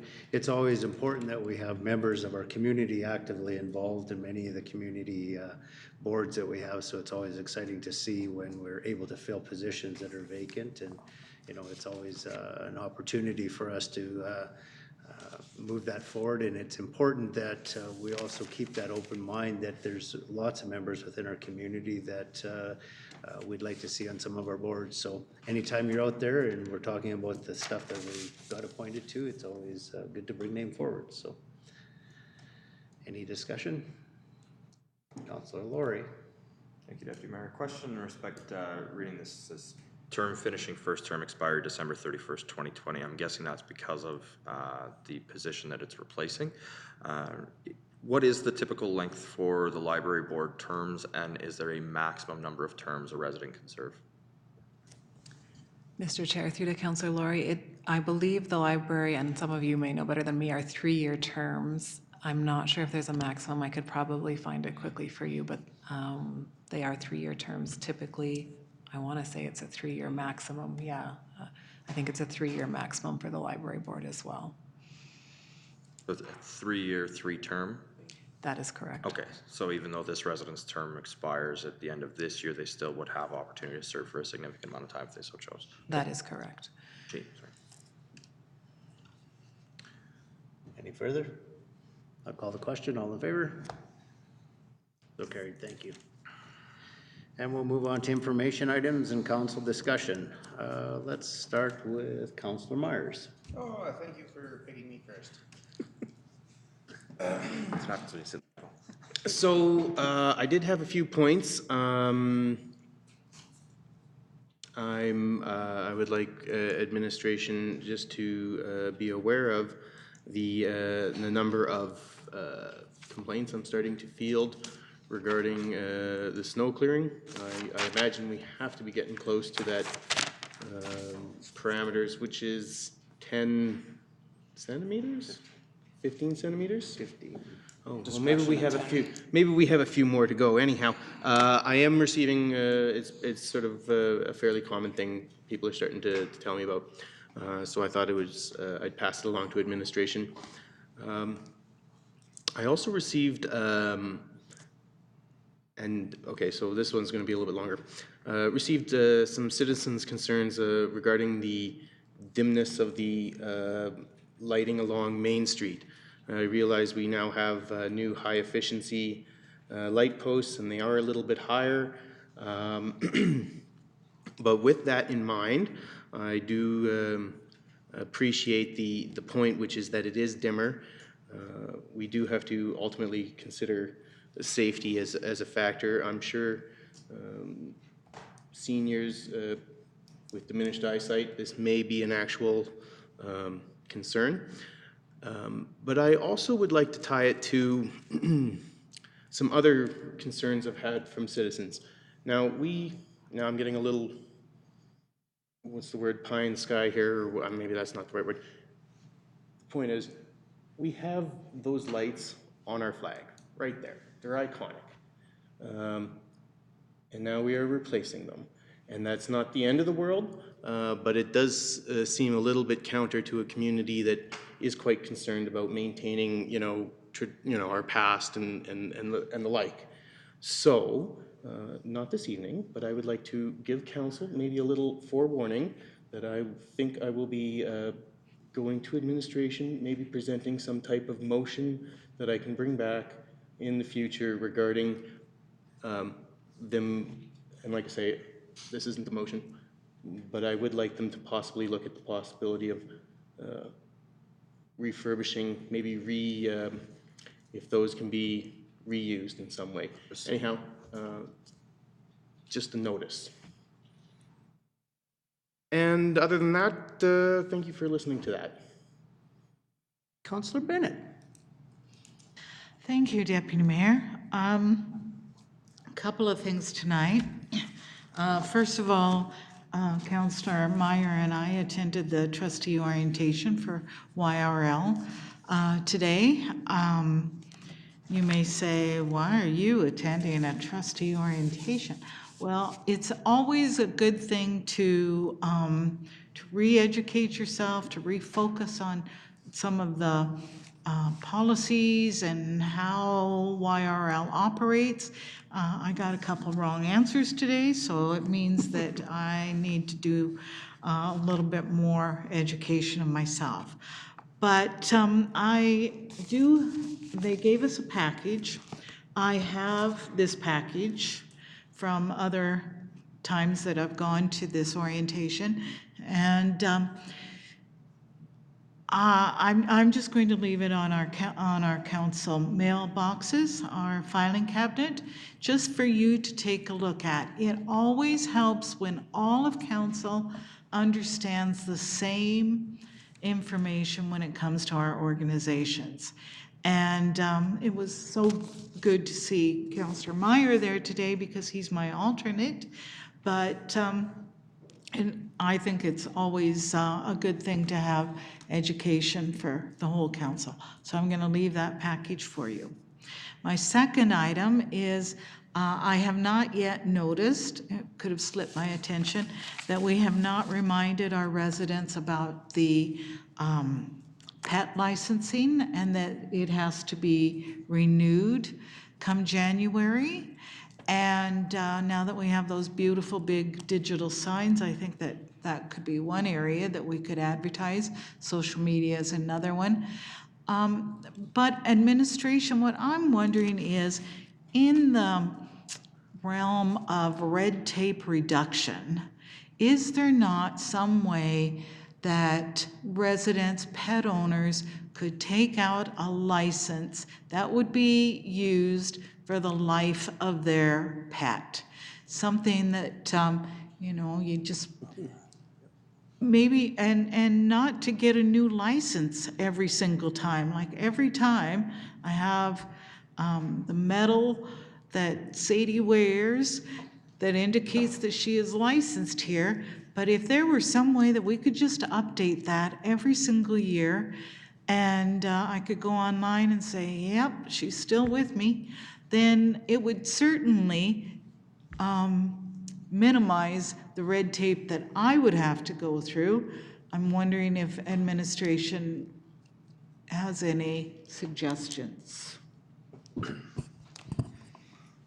Mr. Chair, through to Councillor Bennett, we can certainly look at that and explore those, and perhaps in the 2021 proposed fees bylaw that will come back to you may have some amended changes. Thank you. And we will be advertising that needs to be renewed. Thank you. I'm done. Thank you, Councillor Bennett. Councillor Lloyd. Okay, last. Okay. Councillor Matties. Well, he wants to have choice tonight, so I'll let I see him. that. Okay, well, I'm just going to share a couple of things. I read a newspaper article recently with regards to Edmonton about removing their minimum requirements for on-site parking, whether that's for businesses or residential owners. They're basically saying that of all of their parking, about 40% is utilized, so they very much have an underused parking facilities in Edmonton, and so something to consider as we move forward with regional transit and those types of initiatives to really look at, you know, what is our need for parking as we move forward. So I thought that was very interesting. And I'm just going to chat about our planning session with regards to the tours that we took at strategic planning. We went to a recreation center in Red Deer called Alocation, and it services over 300,000 people, or basically a population of 100,000 in Red Deer. Having said that, there's 7 facilities in Red Deer, so they have a, you know, certainly a larger need. But what I was so impressed about was that you know, just the decisions they made with regards to flooring, making sure that flooring was adequate but very resilient in terms of lasting a long time. They had an excellent gymnasium for sports and wall climbing cave that everyone could use. And one thing was clear after talking with them, that it costs a tremendous amount of money to operate. So, you know, in terms of the swimming pool, et cetera, but a beautiful facility. The next one we looked at was the Northside Community Center, and this is operated by the YMCA. They had, well, number one, it's just a great possibility for the type of center we would have in our community. There is a wonderful it was supervised by the individuals at the front desk, a free kids play area. It's very stimulative. It's at the front of the building. Parents can come and have a cup of coffee while the kids are playing. Gives the employees at the YMCA gives them the opportunity to talk to the parents and find out what their interests are for programming, etc. So it was a wonderful, wonderful, just entrance to the facility. They have a supervised youth center, so providing really great services for the youth in the community, whether it's video games, movies, sports access. There's always a supervised, young person supervising the activities that they have. And they also have a full-service kitchen. And in that, they teach kids to cook. They also teach new immigrant cooking classes. So really using it in an innovative way. And their rentals provide about 60% of the revenues. So it was, and it's growing. So very, very interesting to have those tours. And that's very important for us to do that, to learn about what other communities are doing. Thank you, Councillor Matties. Councillor Lord. Thank you very much, Deputy Mayor. First of all, I'd just like to say good job tonight, 2 in a row.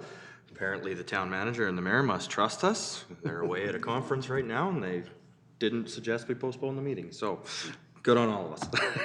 I'd just like to say thank you to administration and to fellow council for our strat planning weekend here this past weekend.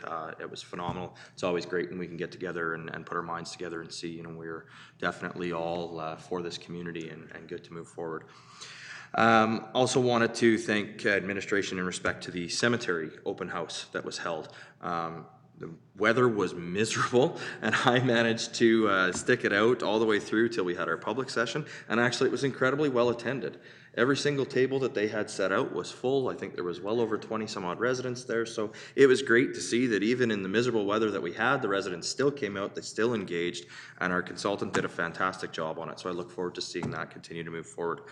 I will echo Councillor Meyer's sentiments in respect to the snow removal. I have too received a lot of phone calls, messages, and so on and so forth.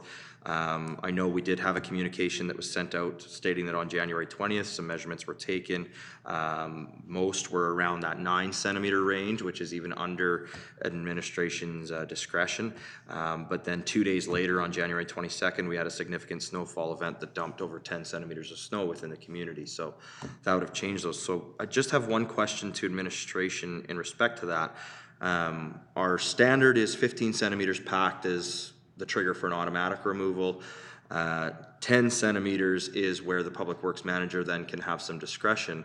So given that the Public Works Manager saw reading slightly below, is that essentially saying that the way that the policy is written or the way that that service level is written is that if it's under 10, too bad, so sad, nothing happens? Or is there some flexibility? Because the way that communication came out seemed like there was almost no flexibility until it was over 10, which now it would be over 10. So can you speak to that, and can you speak to what our plan is? I'm assuming some type of plan is looking to be enacted shortly.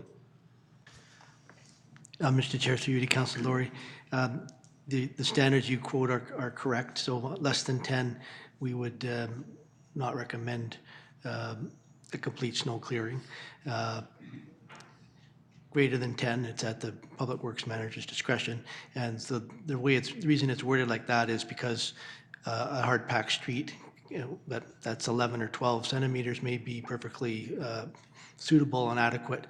I guess the context to this is a complete street clearing costs us $100,000. So it's a decision we don't take lightly, given that's taxpayer dollars. So we're cognizant of the the complaints and the rutting and the softness and the condition of the roads and the cul-de-sacs. All that goes into decision making, and usually over 15 centimeters, and it's not a question. We have to do it because of the condition of the road is not safe for people with certain levels of cars and are having trouble navigating down the road, in which case it becomes mandatory. So the discretion is to try to make sure that we manage the taxpayers' money wisely. Right now, we're waiting to see how the roads react to the warm conditions and whether they become soft and whether that impacts people's driving ability. We'll continue to monitor that, and then if it does snow in the near future, it will likely get into the range where we have to go. So we know that Spruce Grove is currently starting their removal. The city of St. Albert is starting their removal, so we're on the cusp of it as well. Question of, we would like to, if possible, get away with only one clearing this winter to save the taxpayers $100,000. So that's the game we're playing in relation to residents navigating the street safely and making wise decisions with taxpayers' dollars.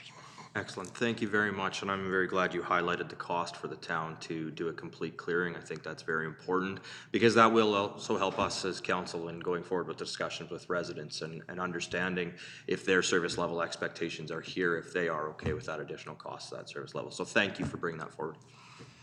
That's all for me. Thank you. Thank you, Councilor Laurie. So do you want to be dead last, Councilor Lloyd, or are you okay to go now? I'll go. Thank you. I'm plugged in. Thank you very much. And I'd just like to say the same thing on snow removal for our general manager. But as it pertains to uptown, Main Street is the biggest thing that I've had several complaints on, especially around the ball boats. It appears that we're not, and it was something we discussed, I think the last council, that we may have to manually get in there and clean around them.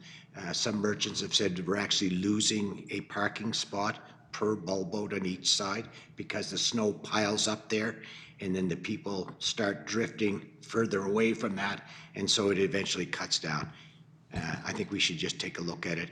The other thing too is the snow removal on Main, when it is right up to the curb, it's getting pushed up there because the merchants push the snow into the street, and then that now we're starting to get a buildup out, and some of them are saying that now the vehicles are parking further out on their angle parking. It's very easy to see how that can happen. I just bring that to your attention. It is a manual labor thing, I think, and that's something that we don't want to really incur costs, but that's what some of the merchants are saying. And now on a lighter note, I made a lot of notes that I was going to talk to tonight, but I wanted to go last because I really wanted to hear what my fellow councillors had to say, and they said everything I was going to say. So it's one of two things: either they're in tune with me or I'm in tune with them. So we'll just leave it at that. Thank you, Councillor Lloyd. Well, I just want to start off by saying thank you, Jen. You and I were both put in the hot seat. We don't have a mayor or a CAO here tonight, so we relied on everybody else to help us out. And I think at the end of the evening, even though we had a few stumbling blocks, we learned a lot, and it ended up being a very good meeting. We're ahead of what the mayor is when he's here most of the time. We're finished by almost 9:30, so I think that's a really important thing. And again, thank you, council, for putting up with me at this level. It's a learning experience every time I sit up here, and I feel like I'm under the hot seat and the gun all the time. So thank you very much. I do want to go back to snow removal because it has been a big thing in our community. The first thing I want to do is just add to what Councilor Laurie was talking about, the measurements in town. Where are they taken and how often are they taken? Because what happens in our community quite often is from one end to the other, we get substantial difference in snow. And I've noticed that a number of times this winter when we've had snowfalls, that when I start at one end of town and go to the other, that it can be more or less at that end of the town. So my concern is, and a concern I've had from several residents is, where is that measurement taken and how often is that measurement taken? Because we're talking different areas and we can have that snow. So if you can answer that question first. Mr. Chair, so I do know that there are 4 locations in the town that the staff have used. I don't have them memorized off by heart, but I believe they go to the same locations every year. The how the measurements are taken or when they're taken really depends on the snow. So when less than 6 inches of snow, where it gets packed down, we're likely not going to be above the threshold. So they monitor it based on the weather conditions, and it's pretty obvious in most neighborhoods when we're getting close to 10 centimeters of hard pack or not. And so a few measurements they take to confirm, just because we're trying to be cognizant of the safety and the cost involved. Thank you. The next question regards Cedar Brae and the corner of 628 and Golf Course Road. There's two entrances into that division. One is chain length, which goes out onto 628, and the other one is off Golf Course Road. And my concern is, from the calls that I've had, is they tend to use the emergency access site as a dumping site. So emergency access vehicles getting in and out of there, if there was an issue where we needed to vacate that property, there is only one access left. The other issue that I've had with residents in the community is, why are they allowed to dump within our town boundaries when everybody else is required to leave it on their property or haul it out? So if we can have somebody maybe possibly look at that, that would be a great thing. I want to thank Councillor Bennett, especially tonight. She's always keeping me on toes with transit. And she brings me a nice little thing tonight that I get to read when I go home about transit again. I thank you for that. I just want to point out one thing with transit, and I don't know if anybody knows this, but do you know that transit emits 25% of all emissions in our province and in Canada? It's a large number that emits for a transportation system that we think is trying to do a benefit to our community. So there is some downside to community. Actually, for point of clarity, I read the same article, and it is transportation in general emits 25% of all, I can't remember whether it was carbon or whether it was all. It's carbon. Was it carbon? Yeah. And so it's not transit. That was Well, FCM's communication, and that's why FCM is saying transit is good, because transit helps reduce. We each read that interpretively how we think it is important to reinterpret it.